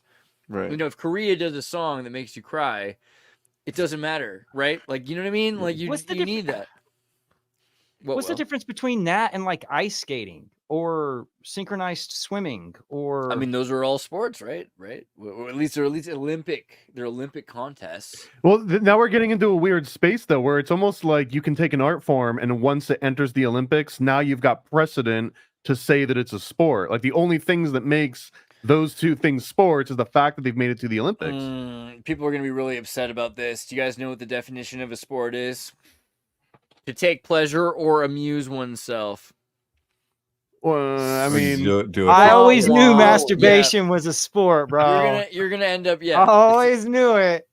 It's masturbatory. I mean, there's also basically eating Nathan's hot dogs is more of a sport than synchronized Olympic swimming hot dog or challenge. About 3 days before Burning Man starts, they have the Great Canadian Beaver Eating Contest. So that's up there. The contest to see who is the greatest at a thing in current living reality to please the gods. That's what an Olympic challenge is. Right? Doesn't have to be something that you admire or honor. There's some really weird sports. To me, a lot of the sports are not sports Badminton? that I would. But Pickleball. you know what? Ronking. Actually, pickleball is pretty cool. And badminton, why would you pick the coolest sports? What's wrong with you? Like, badminton's like one of the most hardcore sports there is, right? Badminton's crazy. Have you ever seen like a Taiwanese dude or a girl with a badminton, like, who's like avenging their like father who trained them? Badminton's crazy. Really? Make it Yeah, sound like it's no, true. Is that a real? No. Are you referencing something specific? Yeah, that no, really it's is weird. true? It's weird. It's weird that you would say badminton of all things, because badminton's one of the most hardcore sports there is, right? Badminton's crazy, right? Pinochle can be a pretty Now rough he game. sounds If- like a British aristocrat with a monocle. Dude, Ooh, right back at you. 30 minutes later. you know what's a really crazy one? Badminton is really crazy, dude. You know what is a really crazy one? Is ping pong. Ping pong, table tennis is probably the craziest. Badminton, dude, how could you say, dude, this game is crazy? Badminton is insane. Right now, the greatest teams in the world are themselves. It's China versus their brothers, right? You know what I mean? You have to decide who you think really is the most China right now. How crazy is that? How about Taiwan. this? Because I know that like the Olympic officials and like the committees are listening to us and taking notes, but what if every country that enters the Olympics gets to bring the game with them? So now it's like you got to beat other countries at their own games instead of what seems like an arbitrary list of just things that make the cut and don't make the cut. Dude, I mean, that's Like, is there a what's Romanian happening. sport that we just don't know about because they haven't been able to present it to the rest of the world? Ooh, interesting I question. think that's true. I think there's basketball. I think basketball is real. I think there's like a bunch of things that people do that people don't realize are sports that if you learned how to compete, and that's kind of weird. You know what? Weird. I never thought about it because like the fact that the bad guys in this movie, like why are the bad? Every movie needs a bad guy. Dude, that shot right there, that's the freaking fluoride stare. Look at that. They all got it. Yeah. I get this at most parties that I go to at one point in the night, at least, where it's just like I'm telling a group of people something. I'm telling about adrenochrome or something. And they're just My like, water was purified and substituted, fortified. Yeah, no, it's true. The idea that you could make a rules game that's absurd and people would have to play it and that you would win that game. That is the Olympics, right? Like you can show how great you are. This is Calvin actually ball. a good point. Okay. What is the opposite of the Olympics? Let's get my point across. The Twinkie test. You know what the Twinkie test is? The Twinkie test is where sounds familiar. Yeah. it's where you try to give a Twinkie an IQ test. Anthropologically, you can't ask someone speaking Spanish English questions and expect them to get the answer right. The Twinkie test is where you're saying, I know a Twinkie isn't able to do a lot of these human things, but what is a Twinkie able to do? I want A to see Twinkie might be genius at surviving, preserving itself. Can we combine the Pepsi challenge with the Twinkie test? That really feels like a party. It's not that hard. You blow up a country and then you leave nothing but preservative foods and chemicals in their wake, basically. But the point Well, there's of the something Twinkie more test nuanced is- to that too, because the Yeah. Pepsi challenge, I understand, is a little bit rigged in that Pepsi had, and you can correct me if you know any of this, but the Pepsi had a higher sugar content, so that if you gave someone just a couple sips of Pepsi, it tastes better during those couple sips because you don't realize how overwhelmingly sweet it's going to end up being. you But like if you actually sugar. had someone drink the entire can, then they would end up preferring Coke or even RC over Pepsi. And Pepsi realized that. They're like, damn, people like us for the first 3 sips and then we fall off. So what if we create this competition that's just who has the best tasting soda within the first 3 sips? Oh and my not, God, like, Pepsi's overall. the That younger sounds girl. so That's true. so sad. Yeah. They're Hmm. like, you know what? We can't hook them for life, but we can get them in. There goes my sponsorship. That's so sad. I don't know. I think it's true. But I also think it's true that you create a contest you can win at. So a Twinkie is genius at things, right? A Twinkie's an idiot at normal tests. You are an idiot at pole vaulting. I don't know. I'm not sure. You might be great at pole vaulting. But Better like, than a Twinkie. you know what I mean? But let's just say that you're terrible and then the cool runnings, all of a sudden there's a thing you're really good at. That's what the Olympics are about. It's not really about who's the best at a thing. It's about what you're the best at. John Candy's the best. I mean, he was amazing.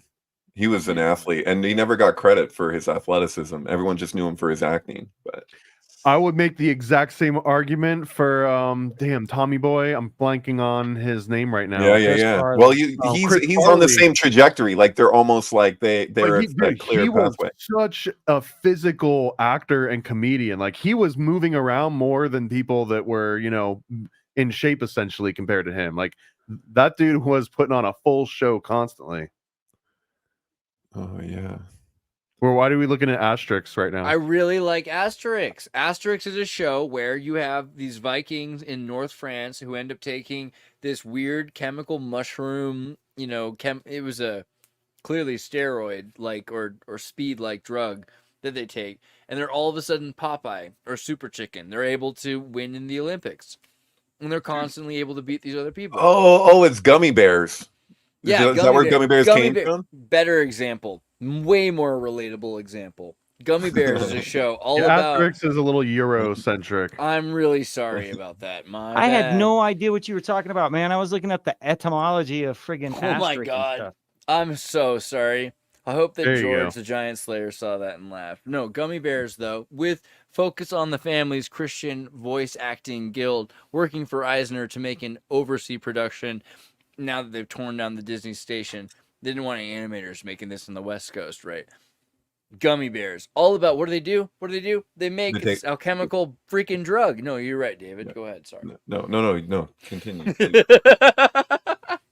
I'm sorry. I remember as a kid, like my earliest memories are, so they have this place in the woods where they make this drug that makes them, and basically it's PCP. They give these bears PCP. This is a show about bears making PCP in the woods. Yeah. What the heck, Disney? God, Bouncing off Donnie, the how come wall. you got to be so smart all the time? Now, this is a man versus bear episode that I think humans might win at. Who can make the best PCP in the woods? Go. I feel like who can take the most PCP in the woods is Well, then kind the of the bear point wins. of the. Yeah. You know what I mean? Yeah, pretty much. Well, they get all bouncy whenever they take it, and they're just out of control, and you can't stop them. You try and stop them, they got a That's basketball true. Jones. You could have like a SWAT of cops come at them and they would just like knock them all off, right? That's classic PCP. Right. In some weird way, Will is going to tie the economic decline of China to PCP and bears in the woods. Watch this. Well, it has to do with competition, right? It's the garbage time of history in China's economic. Like What's garbage happening? time is a sports term that when two teams Oh, yeah, are it's at true. the end Garbage of the tournament and one game or one of the teams is apparently won the complete and utter contest, then you're on what But is there's still called overtime. garbage time, and the teams like substitute players and things of that nature because it's Right. already been determined. They're just running out the clock. Well, True. the Chinese Oh. have banded that being used in chat groups and stuff. Wow, interesting. Hmm. That's interesting. How does that get applied in chat groups? Sorry, I'm a little slow right Well, now. I mean, if you use a term, They're calling it the garbage time of history for China. Okay. They're saying that America's already beaten China. Is basically or Atlanticism has beaten China. Like a lot of the Chinese kids are looking at it and saying, this is not." Earlier today, we did a pretty good show with David Ewing Jr. talking about how the Rockefellers and the Trilateral Commission used China to say, hey, we're going to move all of these corporations that are making lead toys to China. We don't want to see these smoke flumes in Germany. We're going to put them in China.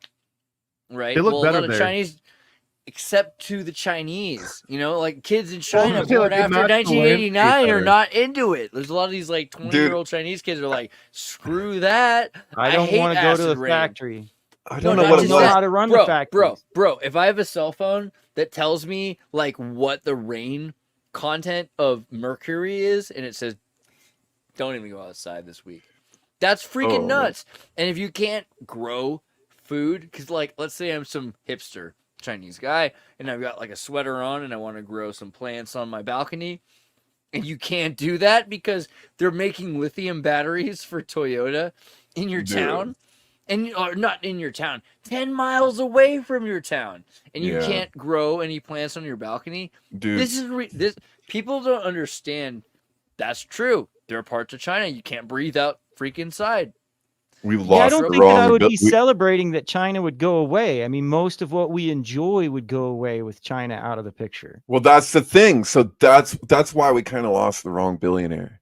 Because it was like Steve Jobs, just before he died, people asked him that question about China, and they were just like, "Why not? Like American jobs? What's the problem? What's the hang up?" You know? And he was just like, he was so honest. Like it was messed up, but he was just like, if what would Americans put up with the conditions that we have in China that allow Americans to get their their toys as quickly and how they're able to get them, like Americans would never put up with those conditions. And so like it was like that's true for like all these companies. They know that, they do that. I don't know if you've ever seen David Cross when he shows up in China. I don't know if it's like a documentary or what, but he like shows up and he's like, I want these apple pies made as cheaply as possible. You pull out an American flag from the center and it does the Star Spangled Banner or whatever. And he's just like, I want like how cheap can you do this for me? Like he was like, and they tell him what it would cost him, and it's actually like, wow, David Cross himself might be able to do, like would probably be able to do this, So I don't know. It's just crazy. Isn't that a knock against China that they would accept those sort of terms? And isn't that it's almost like a Donald Trump art of the deal? Like it becomes in some aspect like their fault for agreeing to such a horrible deal. And this isn't like a smallpox situation on a blanket where we're like, haha, here's this thing for you that you see. Like China probably knew going in, like, oh yeah, you want us to deal with horrible chemicals and force people to work in these factories where they're not allowed to leave and they have to sleep industrialization kills birth counts. It destroys anybody who becomes industrialized. They run up against this problem where when you get to the city, people stop having kids. And so China has no children left anymore. And they think they just were like 5 million off on people who are under 5 or something crazy like that, which means that they don't even have people that are of age to have kids. Hey, anymore. you remember when Melinda and I thought I was going to say news brought to you by. I'll give you that one more time. I thought I was going to be saying, what were we just talking about? Question of stuff. Let David finish. China's running out of people. Oh, Bill and Melinda Gates, when they say that vaccines will reduce the population, and that's part of why they say, like, so people go different directions with that. But when you ask them like how that's so, they say, well, when people are happier and healthier, which they are when they're vaccinated, then they're going to have less kids. So that's the argument there. Because I heard him say it so many times. I was like, why can he say that? And then I'm like, oh, well, that's debatable. But also when you're talking about like industrialized, we do have Sam here. All right.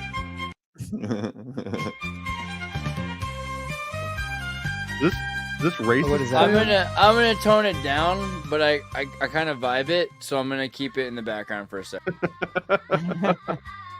What up, Sam? Hello, gentlemen. How are you? You were talking about the Olympics. At one point, we were talking about the conditions over in China and toys and action figures. And the only thing that I could think of, the conditions surrounding my damn cat. No wonder why they cooked those fuckers up. I think it's darn cat. I think that's the way. That's the nomenclature. Maybe it's the color. Maybe it's the color. She's a black cat. I have a friend who likes dog, and I found that they have dog flavored ramen, and apparently it tastes kind of like wet raincoat. But their flavors. You don't eat its hair. I thought you skinned it first. The thing that I think is really weird is like he was in China and he's eating dog. And he's like, this is great. And then like about 3 months later, he's like, I'd like to go get some more dog, which already is weird. That's actually weird enough, but it gets weirder. They say to him, no, it's not dog season, which is weirder to me because then you're saying like right now we don't do that. Wait, is there a dog hunting season? Is that the deal? I don't get it. What it is that you raise dogs for that purpose, and at a certain point you're like, you know what? There's a lot of dogs around, isn't there? Like this dog's right. This. I'll tell you about humans turning into dogs. Did you see the story where the Olympians were swimming in the River Seine and having to go to the hospital? If you pull that story up, I think I saw a meme where it had the person. I think the meme from RoboCop where he's like, "Oh, I'm melting," and something that's like someone has that standing on a podium saying, "Oh, look, these are the Olympians." There's a couple things here. So a couple weeks ago, I brought up a movie. I said, "Hey, everybody, you like Kubrick, you like Fritz Lang, you study the Golden Bough, you think you're super cool. Well, have you talking about me? Have you seen? I'm talking about all of you. Have you seen Under Paris? Right, the movie about and what it's really called. If you're cool, and if you're French, it's called Sous le son. Sous le son, right? Like straight up, it's called Under the Seine. Like you were talking about the Seine River, right? Okay. In this movie, I was watching it, and I told you guys for about 80 minutes of the 90-minute movie, I was like, I don't know how I feel about this. And then the 90 minutes come, 87 minutes into it, I'm like, standing up, clapping. And I'm like, okay. Wait, You guys got me. Isn't there a movie called As Above, So Below that takes place in the catacombs in Paris? Is that Paris? There is also. Is that the same length as this other one? I mean, God, I would imagine David's brain's already going. Well, the thing is, and David's brain's fair. He's not being too ridiculous, because the thing is, it's not that big of a coincidence that a lot of movies are the same length. If you're going to show movies, let's say you have a TV channel or you have a theater, you demand movies be the same length, and you don't let them be too much longer, because you want to show that many movies in a day, right? Yeah. So there's a certain way you edit, and if you think about it, you have to break up movies into maybe 900 feet a minute. So you're starting to think about it in certain distances.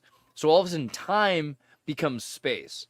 Mm-hmm. So a lot of the time when people are like, "Oh, weird that these movies sync up," no, not weird. Actually, divine, but more than that, practical. It makes perfect sense.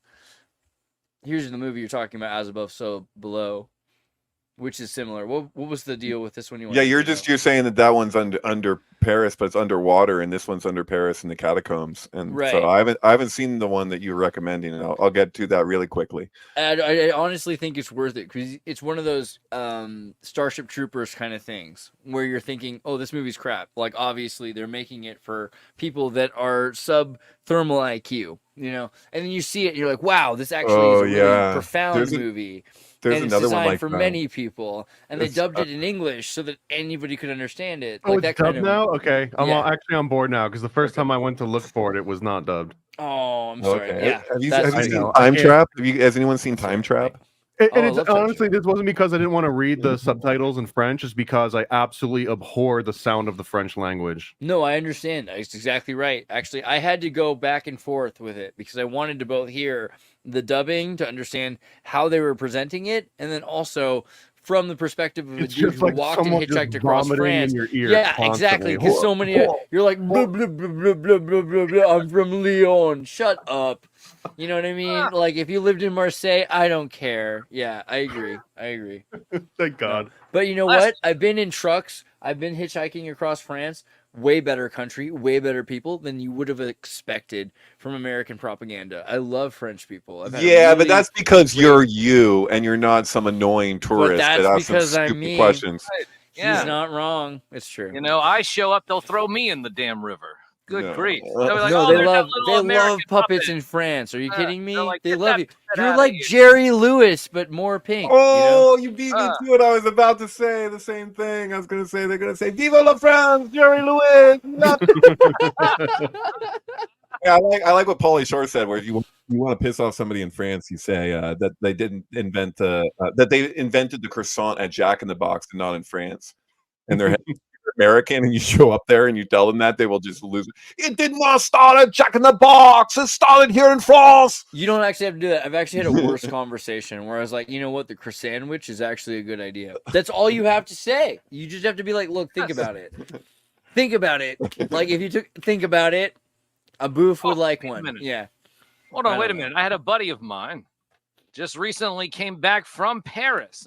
Look at this. How did you guys plan this? No, I just saw that.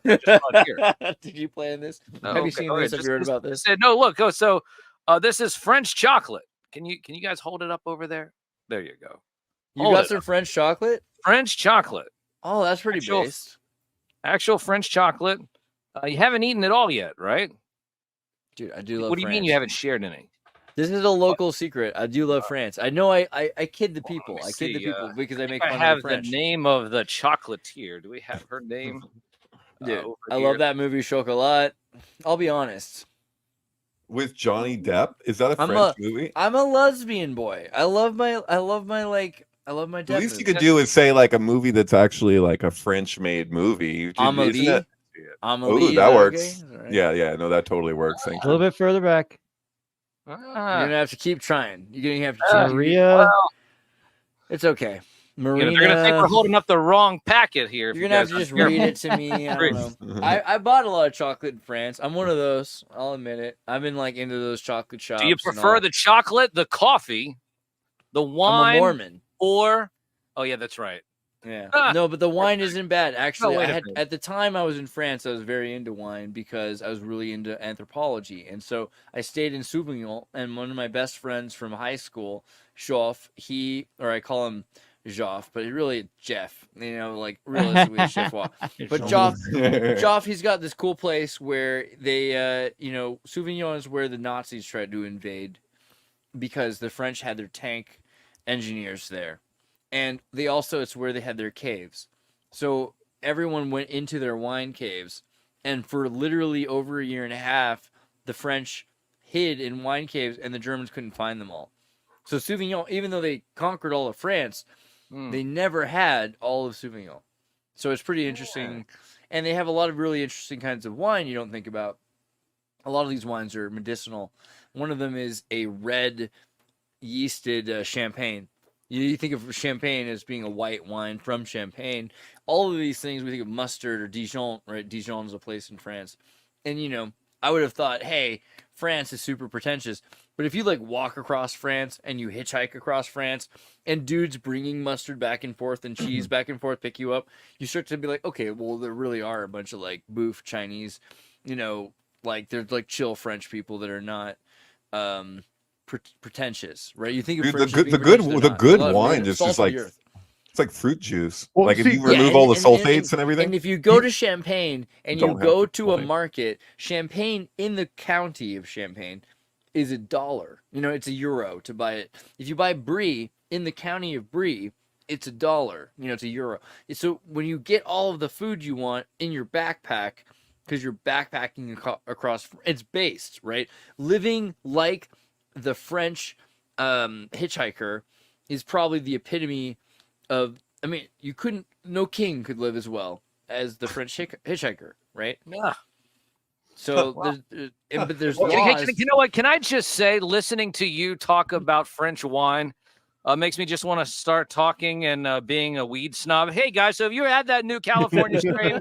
And, that green what about track? what about that one in Dude. Colorado and that one in the Pacific Northwest? Oh, No, damn, but that's a fair. hell of a good one That's right fair there. because I think Right. it's kind of like the Olympics. I think that's like the Olympics. Well, if you hold on. these I need guys to- are really good at making I something. need to make a point here, and maybe something you can clear me up because you got the California guys here and Andreas, the French apologist at this point, I guess. But I've heard from a lot of Andreas has been people, apologizing all night about everybody. whenever I end up talking to some really deep, hardcore wine snob, but they always end up bringing American based, but they usually bring up this concept that there was a huge sort of like an apocalypse of the vineyards in France, and that they basically had to import California grapes back into France, and that a large portion of French wine that people 100% true. They're today, nothing without us. right? And the same exact thing with man. weed. Even in the heyday when people used to do narco tourism and go to Amsterdam to smoke weed, all the best strains there came from where? California. The government. The so- best strains? The government. I don't know if that's true. It's 100% true. Let me show you a couple pieces of examples. So someday when you're able to the government visit, wine or the government weed. I mean, No, I don't it's- think- Government weed. No, I thought you meant the wine. No, I'm just saying government weed tends to be the best. No? Am I wrong? Actually, I don't think that's true. Somebody gave me government weed. Oh, maybe it's not true anymore. It used to be true at one time. There is data to that because the 1926 Tax Act against cannabis made it so that only people that the federal government allotted were allowed to grow hemp. So the sativa and indica that existed for the next 70 years were all military grown.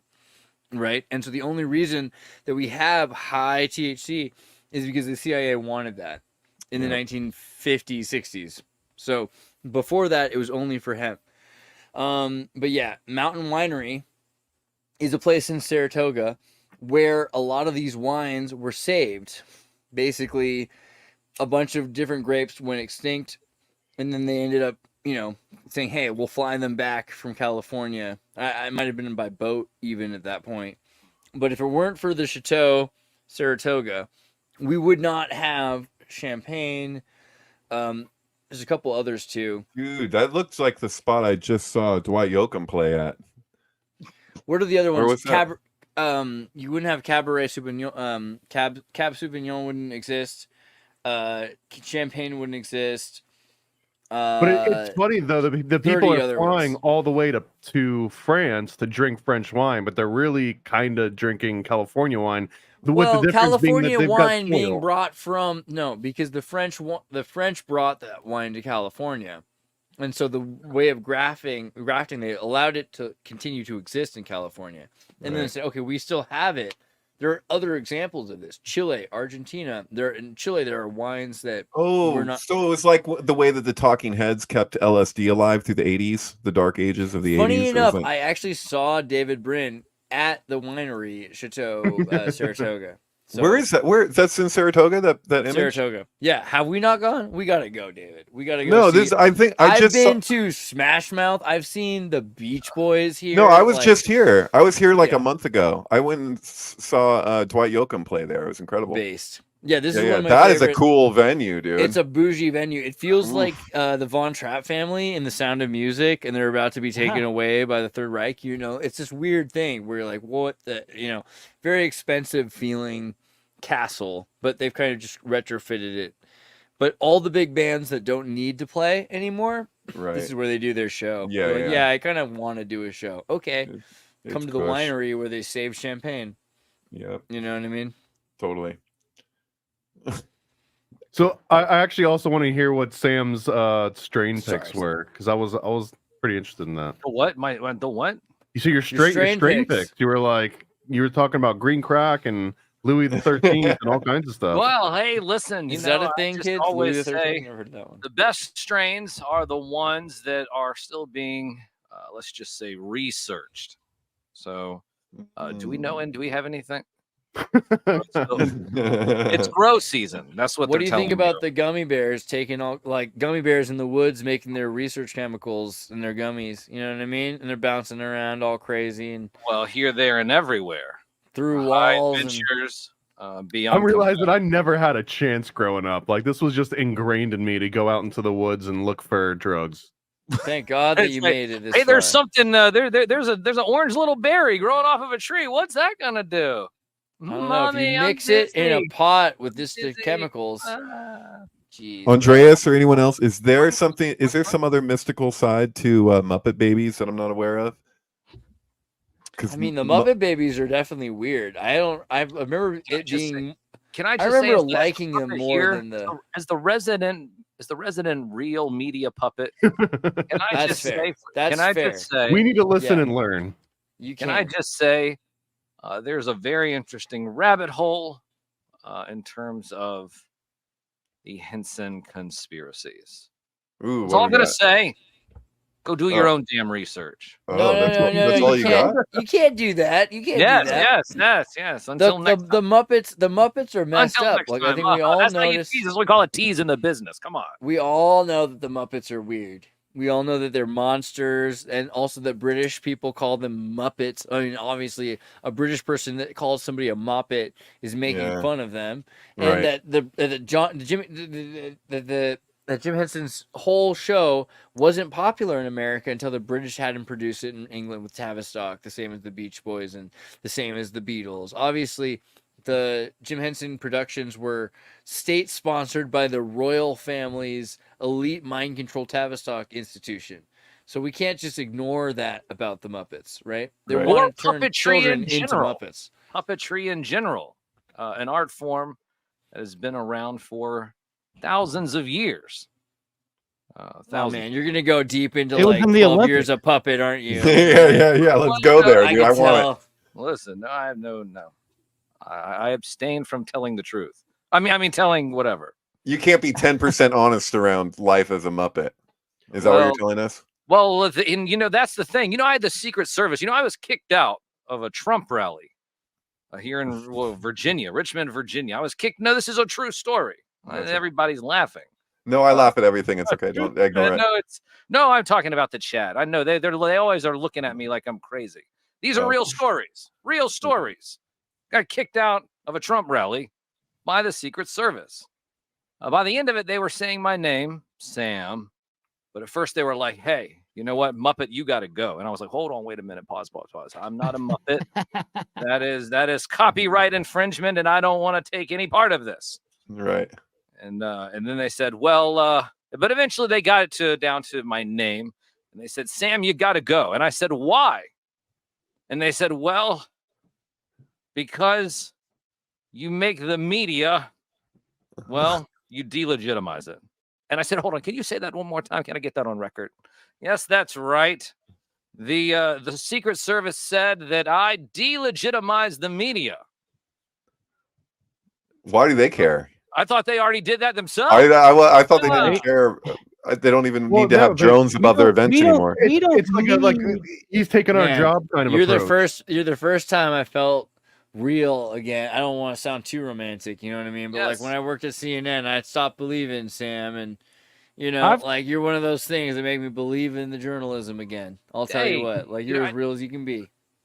Listen, setting the standard and raising the bar is the tough thing. Realer than anyone could expect of you. I'll tell you that. What are you gonna say, Will? I don't need Sam to tell me that the media is just a bunch of puppets. Right. No, but like, you know what I mean? Like, the thing is, that's the thing. Because like when people say that, like you end up being like, okay, well, they're puppets. I don't expect much of them. Here's a real puppet. I expect a lot of Sam. Can you do even a tenth of what Sam's doing for news? Absolutely not. Because can you news boy even if you can't news man? You know what I'm saying? Listen, I'll tell you, you can't, and I'll tell you why. Breaking news that I will tell you guys right here. Breaking news. Bing, bing, bing, bing, bing, bing, bing, bing. You guys got to fix that. So the breaking news. September the 12th. Go ahead and mark that on your calendar. September the 12th. Circle the date. Set yourself a reminder. Hey, those are the same windows, bro. That's right. They make your dreams come true. So she's nanny? We're gonna let Will do that. Who's the nanny? That's the whole thing. That's the mystery. Who is the nanny? All right, Will, do you got this Melania Muppet Baby conspiracy? That's the best conspiracy theory you were Listen, this is the good stuff. Okay, unload this for me. I don't know what this is. Somebody said that the Melania Trump's picture from the White House looked like the nursery and the Muppet Babies. So there's a conspiracy theory that she is the actual nanny that they never show the face of. Hey, what do you? I mean, what are you even saying to me right now? Are you saying that this picture looks like? Are you saying somebody thought this picture looked like background? That picture? Look at the background picture. I mean, it's obviously not the same window, but yeah. Wait. Yeah. Oh, wait. Oh, they're saying that the window behind her is the window. I mean, you know. Holy cow, the window behind her. She's in the Muppet house. Oh, she's in the Muppet house. Melania, baby. Wasn't it makes my dreams come true? Wasn't the first appearance of Muppet Babies a vision that Kermit has, maybe with Miss Piggy, while they're on a carriage in Muppets Take Manhattan, which has a few 9/11 references in it, by the way. It's kind of creepy. Well, I mean, I've done a lot of Muppet movies because Muppet movies, I don't know if it's just sounds like a drug reference. It's boiled down symbolism. It's just like cartoons or comic books. Well, it's also the what got me with Muppet Babies when I was a kid is I loved that they would just have clips from like Indiana Jones and Star Wars and stuff, like these Spielberg, Lucas things. And it was like, it was like well, go ahead. Sorry. It was like sampling, and it was like they can do that. And it Yeah, was like there was no other show that they did that at the time for they could cartoons. do it, but we can't get it on DVD because of it. Those bastards. Is that true? Is that yes, you can't get Muppet Babies on DVD because it's they're Copyright, using... the trademarks, all Oh. that jazz. Oh, You can get, It's you can super get weird. a- You can't even watch it on Disney Plus, and Disney owns the Jim oh Henson Muppets. no! you can Yeah, watch, the Muppet Babies are the most interesting show, and that's the one they don't want Yes. you to see. Oh There's my God. also I love And the your Muppet room Babies. looks kind of weird, and you wish was- that you weren't there. I was gonna Just say, close that- your eyes and make that- believe, and you yes. can be anywhere. Sorry. That opening line, though, I think is a link to the gummy bears, because if the gummy bears are doing PCP out in the forest, right? And the whole Right. premise of the Muppet Babies is when your room looks kind of weird and you wish you weren't there. As a child, when would you look around in your room and be like, "This is weird"? After All the tripping time. balls off a cereal. Babies. Sugary cereal in the morning. You give me them damn marshmallows. I'll tell you, I'll be tripping balls all morning. It's like, woohoo! Man, they don't Gumby, want what's you to up? know. Howdy They don't doody, want the how's kids it to know. going? I'm dating myself there. Sorry about that. No, but like also Howdy we would go into it. We'd go into it being like, "What's the hardcore video cassette? We've got the G. We want the PG. Where's the PG 13th and R?" But these kids today, they know that the internet's full of rotten.com. They don't want to see that stuff, and they're trying to protect themselves from the crazy on the internet. They're like, you know what? Where's the kids' account? I don't want to accidentally see one of those weird videos. They're trying to protect themselves because they know how crazy it is out there. How different are the kids? You know what I mean? One of my favorite rabbit holes is if you ever look into like the lost media collections and people that try and hunt down these weird, obscure TV shows or movies that never make it and get digitized for this exact same reason that Sam was mentioning, for like trademarking, all kinds of. But there's also ones where they just didn't care, like kind of like NASA claimed with the Apollo footage, right? They were just like, we didn't think anyone would care. We just didn't bother to save it, and we let it deteriorate. We threw. Well, you know out. how many You movies know, we do. were living fast and burning it hot. You know, we Oh had man, candles my at both ends. hallway growing up was just so every time we watched a movie, my mom had when we rented movies, my mom had the two VCRs hooked up together, so she would just record the movie. I'm And recording this right now. her bookkeeper's husband owned a video store called Flickstop Video, and we would just get stacks of movies to rent for free. And my mom would be like, she'd be just buying so many of the blank cassettes, and every time we watched a freaking movie, we'd record it.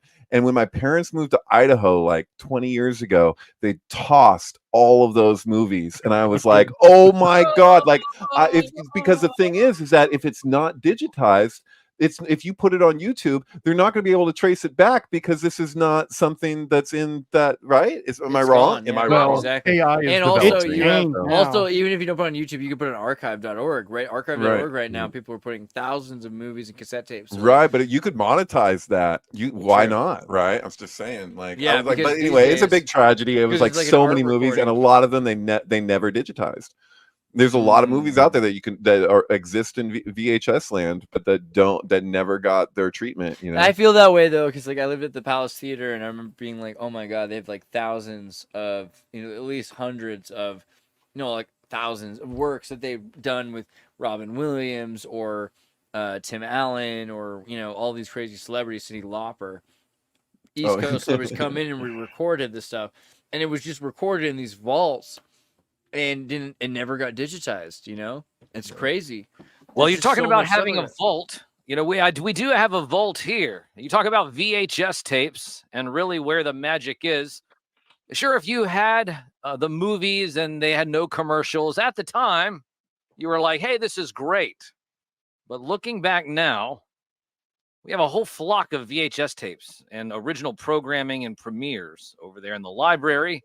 Mhm. And I tell you what, when you get to the commercials, it's like watching the damn Super Bowl. It's incredible. It's like, hold on, wait a minute. You go to the bathroom during the actual movie, and then they're not good. Well, you got them from 1987 and 84, 86, 85. We have all kinds of, what was that? I From remember. about 84, about 84 to 2000, 2001. Nothing but collections of commercials and original programming premieres over in the library. So Fun. good times. Good times. I mean, I like some Great of those oldies. commercials too. I like to see what's really going on.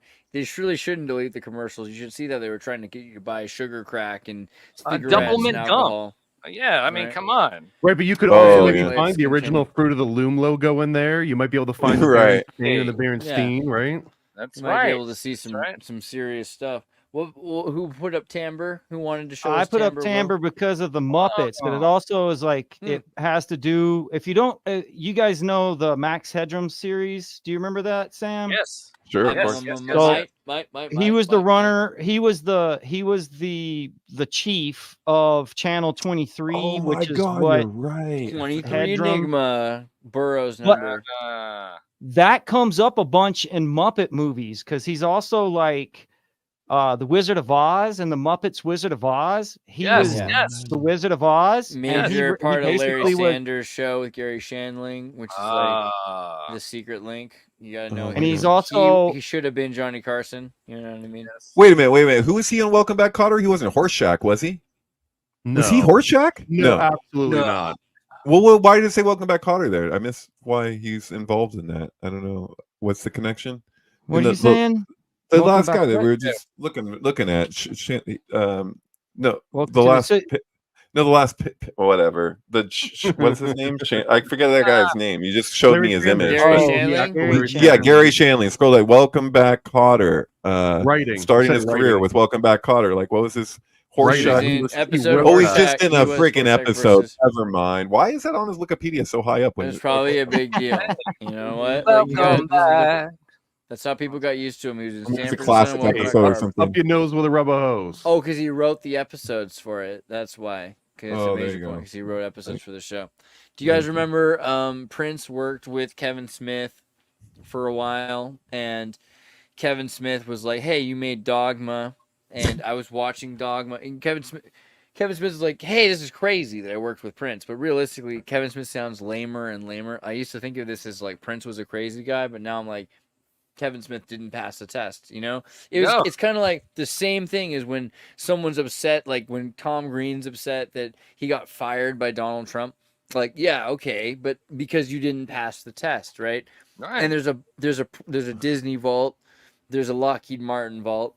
There has to be a Prince vault, right? You know what I'm saying? There's a And I Sam said to her before she left, I was like, this is the last day. What are we going to do? Am I cutting this thing? Is somebody else cutting it? She's like, they've been cutting it already. He used some of the footage at his show in St. Paul last night. I'm like, really? I mean, I feel so useless. Like, I'm sitting around trying to maintain my composure and stuff's being already cut. I was like, that's great. So you'll have a cut of the documentary done like next week. And she's like, yeah, but I wouldn't count on seeing it really. I was like, why? She's like, well, frankly, a lot of this stuff never sees the light of day. And I was like, what do you mean stuff never sees the light of day? She's like, I'm his producer, right? I produced 50 music videos for him. I'm like, that's awesome. Which ones? And she's like, you've never seen them. And I was like, how have I never seen them? She's like, because they're for songs you've never heard. And I was like, well, where are they? She's like, he puts them in a vault. And I was like, for what? And she's like, I don't know. I was like, when you say music videos, it's just him on stage playing. She's like, no, 50 fully produced music videos with costumes and sets and everything. She's gone, money was spent. And I was like, and they've never been seen on MTV or anything, BET, Never been VH1? seen. She's like, no, he just puts them in the vault. And I was like, Listen, what? I Like, in case have the fucking celebrities that I've interviewed that are in the vault that you've never seen the light of day. Never Yeah, been dude. posted on You have Sam's the got a celebrities vault. themselves in the Sam's vault? got a vault. If Sam Newsman's got a vault, Yes. like, you know what I Of mean? course. The Sam Vault. Listen, we have the Sam Cam. We have the Sam, Sam Vault. Cam. They call the Sam Vault the Sam Cam. Well, this is the Sam Cam, official Sam Cam right there. Right. Do we have sponsorship on that yet? There's an No. Xirtus vault. There's a lot of vaults. You got to imagine, like, Sponsored they're by clearly are Xirtus. How vaults. about that? Hey, Sam hey, Cam. Xirtus. What was that? There was at a McDonald's where they had all the Apollo footage or something that you were in somehow. I remember That's there was true. a crazy video I saw of you at this place when you interview people who are what. I'm sure you shared it before, but Well, if you go to Lockheed Martin at Moffett Field, hold on a second there. That's not how you spell it. McDonald, NASA. How about just McDonald, NASA? NASA. If you go to Moffett Field at McDonald, come on. Moffett Field. Muppet Field. Yeah, that's pretty true. That's a good point. Come on, I'm trying so hard. Is that a Anything? point? Did I just make a point? No way. This is getting worse and worse. No, because Muppet and Moffat, that like kind of works together. There's something about that. But basically, there's a McDonald's on Moffat Field. I was trying to find the picture of it, and somehow I'm not able to find it. Isn't right it? It's now. probably on your YouTube. Is that it? Where do you have that video? I haven't seen that in a while. Do you have the with the It's on YouTube. Because they had the yeah. moon guy with the Okay, it's called Building 596. Apparently, the McMoon, former McDonald's. So it's a building that was in McDonald's at some point, and there's a bunch of these. Like Bermuda has one on the NASA base. Basically, there you go. You can see it right here. So if you remember the air hangar right here, we had a concert, David, at one point. Yuri's night. Yeah. So Yuri's night is about the cosmonaut Yuri, in order to kind of try to like support Sovietism, but also to say, hey, all of humanity made it to space. It doesn't really matter where first we got from Earth to space, right? But then also right next to this building is this McDonald's, and if you were to go into the McDonald's, it's closed. It's weird. This logo is taken off. So you're actually not looking at a McDonald's logo. You're looking at the silhouette of where McDonald's logo used to be. It's kind of hard to explain. Yeah, that was so depressing when Toys R Us went away. And then all of a sudden you just saw the outline in the damn brick building. It was like, oh, gosh. But the point being that it's a vault. Yeah. It's a vault full of film. So inside the McDonald's are, or at least there used to be, all of the recordings, the magnetic tapes, the 10-inch discs that have these reel-to-reel films, magnetic tapes inside of them, of the moon landings, both, all of them, the Apollo missions, all of the Apollo missions. Yeah, the television productions. Right. But then they say that they lost the footage. And the technology to get back to the moon, but hell, that was the in your pocket. Blah. So that's the thing I think that he's getting at. I'll make Xirtus McMoon. If you go look at my video about the, I don't know if I can find, where's my McMoon?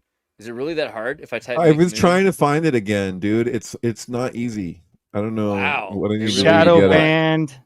That's crazy. It's like one of your best videos. Okay. In my humble opinion.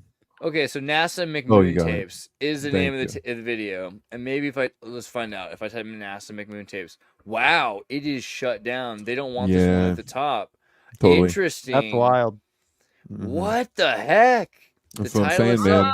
You're a shadow band. Do a song about it. Shadow band, 100%, bro. Dude, we are the shadow band power band. That is who we are. I should have never gotten involved with you guys. NASA McMoon tapes is the video that we're talking about. And essentially, we just talk about how at NASA, wow, there's a lot of reasons why they probably would have banned this video. I could see why. Basically, Conspiracy Music Guru talks to me about my experiences working at NASA. We look at some of the cassette tape information. We had a lot of footage of the machines because at the time they had machines they didn't know how to use. They had broken machines. A big excuse was they didn't have the machines to watch the tapes. I'm a big fan of the Santa Cruz Flea Market, which they shut down recently. Funny fact. Yeah, well, but we used to go 2020. But I used to go to the flea market a lot, and as a kid, I had all these like old reel-to-reel tape machines. And I was like, we could probably get these to work, right? So I ended up being like, hey, we could probably get machines working again that could look at this stuff. And so they ended up working on trying to revive the McMoon base, and eventually got to the point where there's just more and more and more overhead away from us, so we couldn't see what was going on. They disappear the tapes that we were looking at and say, hey, this is like the most Mormon part of it, by the way. We found another set of tapes in a storage unit, and we're going to just start to digitize those since we lost the ones we had. Yep. I'm not kidding. That's the official story. That's what ends up. Story, yeah. That's ends up. This is how I walked in though. I walked into McDonald's at NASA and I was like, look at all these hamburgers. Yeah. You know what I mean? Like this is what it was like in there. It was just tons Look of at all those condiment trays. Yeah. And Look look at at that.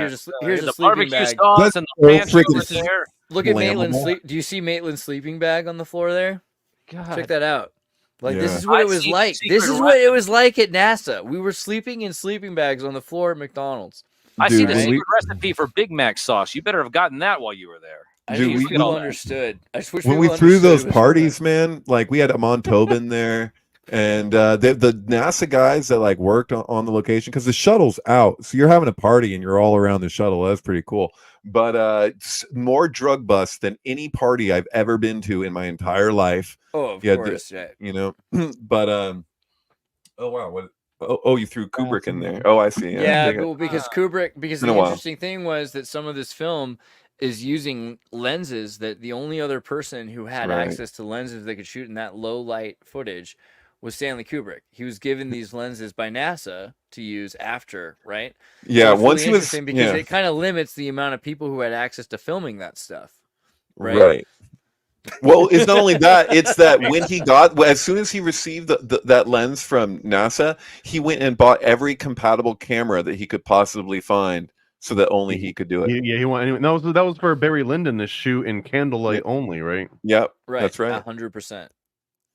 Right. Which Here's, is the thing with Barry Lyndon. Like people are like, oh, call Barry Lyndon boring, including what's his name, the guy Jay Widener. But the thing is that movie, if you have any appreciation at all for like that cinematography, like we for might real, have it's a given fine away too wine. much. I'm It is a sorry. fine wine of a movie. I'm just saying, but yeah. We might have given away too much. Well, is there anything else that you want to make sure that we covered? I don't know. The Olympics, Romania. I just want to make sure you Let's knew. go Cover back my to ass. Romania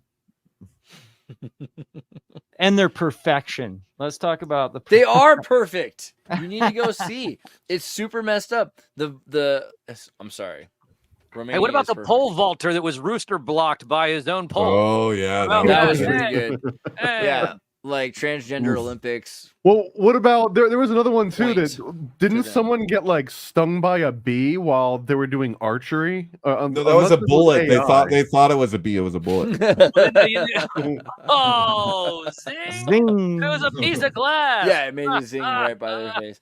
What do you But think it- with but the it bee, seems though? like Do you think there's karma to Congressional that? record from the FBI director, no less. I feel like remember there should be one time I'd been a mulligans, vegan. man. I'd been a vegan for like a year and a half, and I was eating some pho, drinking some pho, and all of a sudden I got to the shrimp, and I ate the shrimp, and all of a sudden I got stung by a bee on my tongue. Ah. It flew in and did. So do you think there's something to that with the bees? Ah, I blah, don't blah, know. blah. Blah, blah, blah, blah, blah, blah. Yeah, especially for me, right? Oh my god. Can't Ah, shut blah, up. blah, blah, Must blah, be. blah. It was Bees a are big. dicks. I don't It's know. a I don't know why big. everyone's like apologizing for bees lately. They're dicks. Dude, I love What? bees. It's not. No, No, I love the- bees. you're It's supposed the to wasp. talk to It's them. the wasp. It's the Yeah, white dude, Dude, you Anglo-Saxon gotta respect the psychopaths you have to worry bees, about. dog. You gotta like. I know. that's It's like one of my my God. most controversial stances. Is Do that I you feel don't, that way I about don't care for cats? bees. FBI. You gotta be worried about the wasps way more. Do you than respect everyone. wood? Do you respect wood? I Like I don't know where the quote's from, but I've heard that quote. so many mahogany, or it's Curb Enthusiasm. Bring it back. But Oh, I expect Jesus. that I expect that meme on my desk as soon as possible.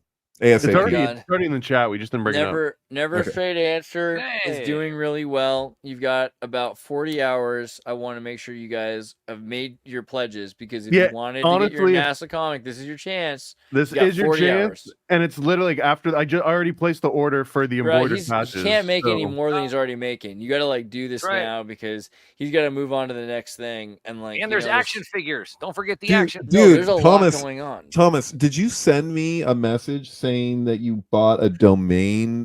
Yeah, What was? dude.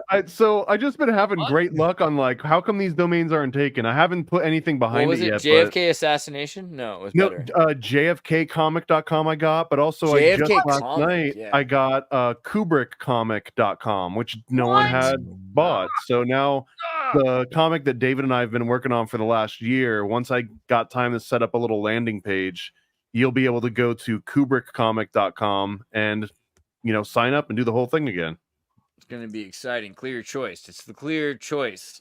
So go to paranoidamerican.com. You can pick up your copy. Now, he's also got just, the Titanic Sync comic is happening really soon, and so you should know it's about basically it. whichever one of these gets the 200 signups first goes next. Well, what's the other one? It's Titanic versus Satanic Panic. Titanic, fair. Satanic Panic, Illuminati comic, Bigfoot Oh, comic. you gave him 4 choices. Bigfoot. You freak. Okay, Bigfoot might be a big one. Because Hey. Mormon, you should have said big. It should have been Mormon Bigfoot. Mormon Bigfoot Well, would have it's probably pushed included. it up. I'll have you know that we You gotta absolutely put it on cover the. You the gotta put Mormon it on. aspect. How are we gonna vote There's a whole for it? underwear line. There's a How whole are we underwear gonna line. How are we It's gonna know just to them vote for it if it doesn't say Mormon Bigfoot and underwear? You got to do that now. I just want the If you exclusive don't put underwear. Mormon on there, obviously Titanic is gonna win because the Olympics sink. I don't know, But 12 verse 19. really, it's So doing Bigfoot's well. already winning in all of these. All right, I want to see. Wow. I want to see my Sync Panic friends go up here and be like, okay, go for the extra Mormon tier, which is gonna get you a Yes, set of yes. Mormon underpants, which are only feminine because, of course, Bigfoot is a woman. If you've noticed from his breast size. Oh, Dude, man. talk to Hot Lauren. take. Hot Lauren, take. he Oh. can No, get- it's he not a can hot get- take. Have you watched the Patterson footage? I mean, this is Oh. not. I Well, can you know what, he just absolutely recently- do that. Well, you know, I just recently clearly saw Bigfoot's the a chick. footage There's of the, no question. they Look made at his tits. That's they- clearly a woman, Yeah. right? Like, I mean, you Clearly. have to be some sort of a sick pervert not to know that those are breasts on a female Bigfoot, That is right? You're disgusting, basically. If you don't know that's a woman, so rocking and rolling. you're a disgusting chauvinist. Hey, is Okay. that comic done? The Bigfoot comic, or is that something that's in that It's is done. for the It's- future? Oh, I okay. just need to raise funds to basically print it, and I like to Print do it. crowdfunding He because does the foils. I- he does these action figures. I He do does the all whole this amazing thing. stuff. Yeah, You know? but if I do it by myself, I can afford to print 200. But Right, and then I get rid of the 200, and then I'm out of them. So I want to be Dude. able to make like thousands of them. Dude, Right. if you want to get it out there to a crowd that will help you more, like look at Lauren Coleman either on Twitter or elsewhere, and he's like the authority on Bigfoot. Like he's amazing. Like just saying, the guy's written more books on Sasquatch and Bigfoot than I think anyone else. Dude, But, is he a feminist? You know what I'm saying? All right, so Lauren MetaEgg, Coleman also one is of my a favorite channels. sneakhead, He likes and to he do runs the videos. Cryptozoological Museum in Bangor, Maine. Lauren Well, Coleman.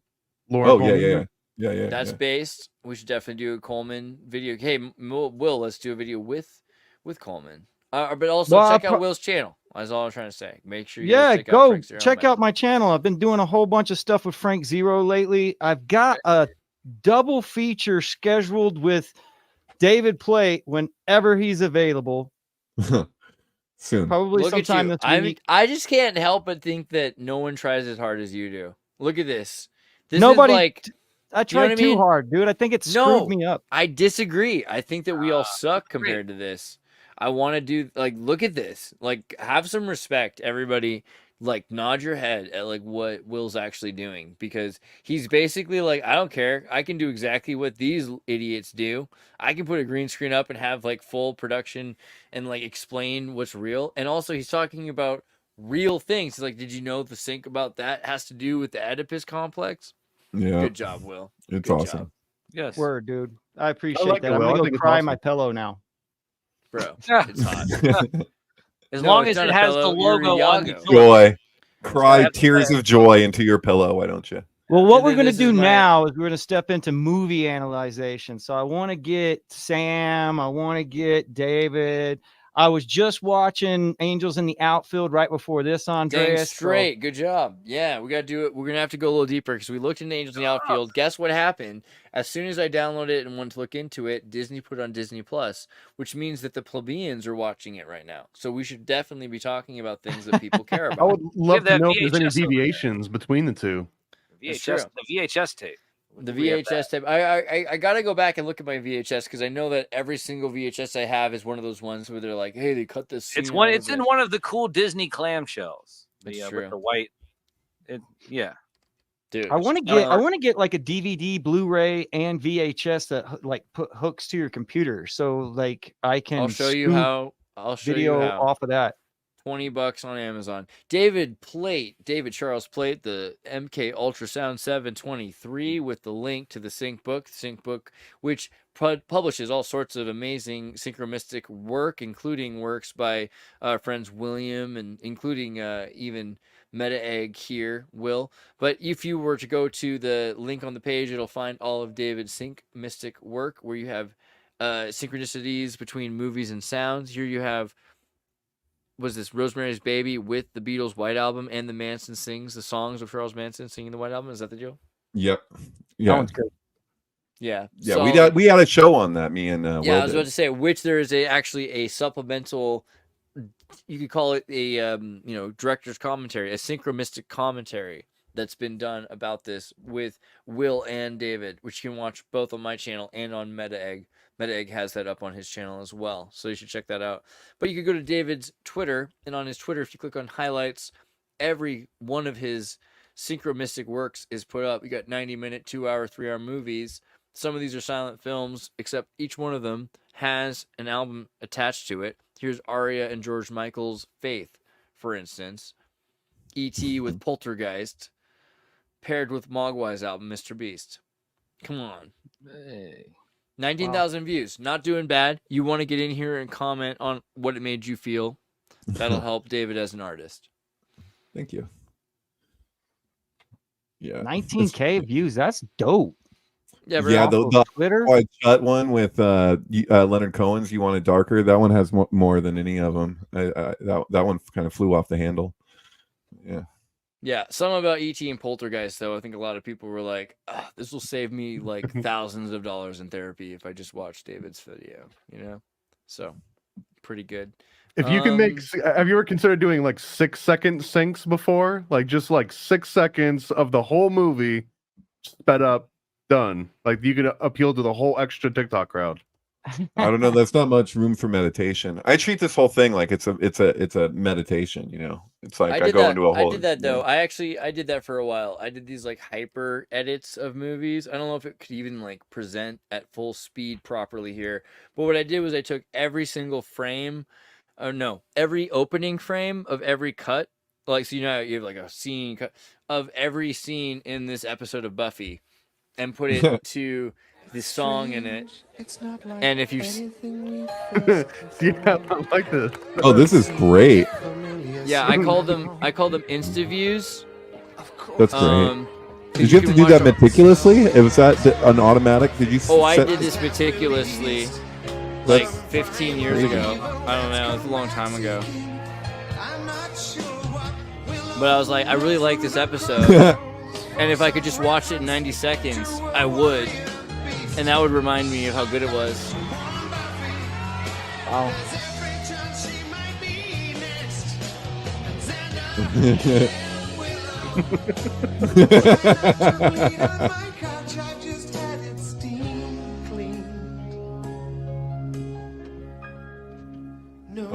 That's brilliant. Yeah, dude. basically, that's Good job. Huh. That's all great. right. Well, do I hear music? Is that from you, Will? I thought that was crazy? from you. It's not for me. Oh well, I give up. What's happening? Well, I tell you Is that what's not from the happening. Buffy? Can I tell you about Guinness Book of World Records? Breaking Guinness Book of World Records? By all means, sir. Please. That is actually what has happened. Now, what we have to announce is that because of all of you, I want to thank all of you, is that we did make the top 3 for the best local morning radio show by the Richmond Times-Dispatch. We do not know yet exactly where we have placed, but we did place in the top 3. And what is it? What was it? Yeah, September the 12th. September the 12th. Let's just say gonna have to sprucing up the felt a little bit, fellas. If you love Sam, if you respect the perfection of Romania, you know what to do. You support Sam Newsman and all he does, and make sure that this puppet has all of the fuzz he needs to feel. Listen, we're going to the banquet. We weren't able to go last year because we weren't told. It was a conspiracy. They didn't want me to show up then. But you're damn right I'm going to be in front of all the doctors, lawyers, and Indian chiefs here in Richmond and from all over the state. And they're going to be like, well, who is the puppet? And I'm going to say, whoa, wait a minute. That's 2-time award-winning media puppet. Breaking Guinness Book of World Records every single Saturday morning, setting the standard, raising the bar. WDCE 90.1 FM on the only radio show dedicated to the magic and nostalgia of Saturday morning, hosted by me, a real media puppet. From the most Hey. trusted puppet in media, reporting Center Roswell, I'm Sam Newsman. Sam, I have a quick question for you. Are you familiar with ABBA's song "I'm a Marionette"? No, but I am familiar with all of the musical numbers in chess. It's on the Anthem, album One called Night ABBA Stand. the album. Yeah. So I'm familiar with the musical stuff. Okay. Yeah. ABBA. That's just Benny, but Anderson. But yeah. Anyway, that'll give us a copyright strike. Keep money on the table. What you got? All right, I'm going to play it on the radio this Saturday. This Saturday, you'll hear it on the radio. Listen, is there a remixed version? You got an AI version for me already? You're going to have one by Saturday? We can play you it want on a the custom radio. version of ABBA's "I'm a Marionette"? Yeah. That sounds great. In general, just be careful, everybody. All right. Watch But out yeah. out there. Drink mineral water.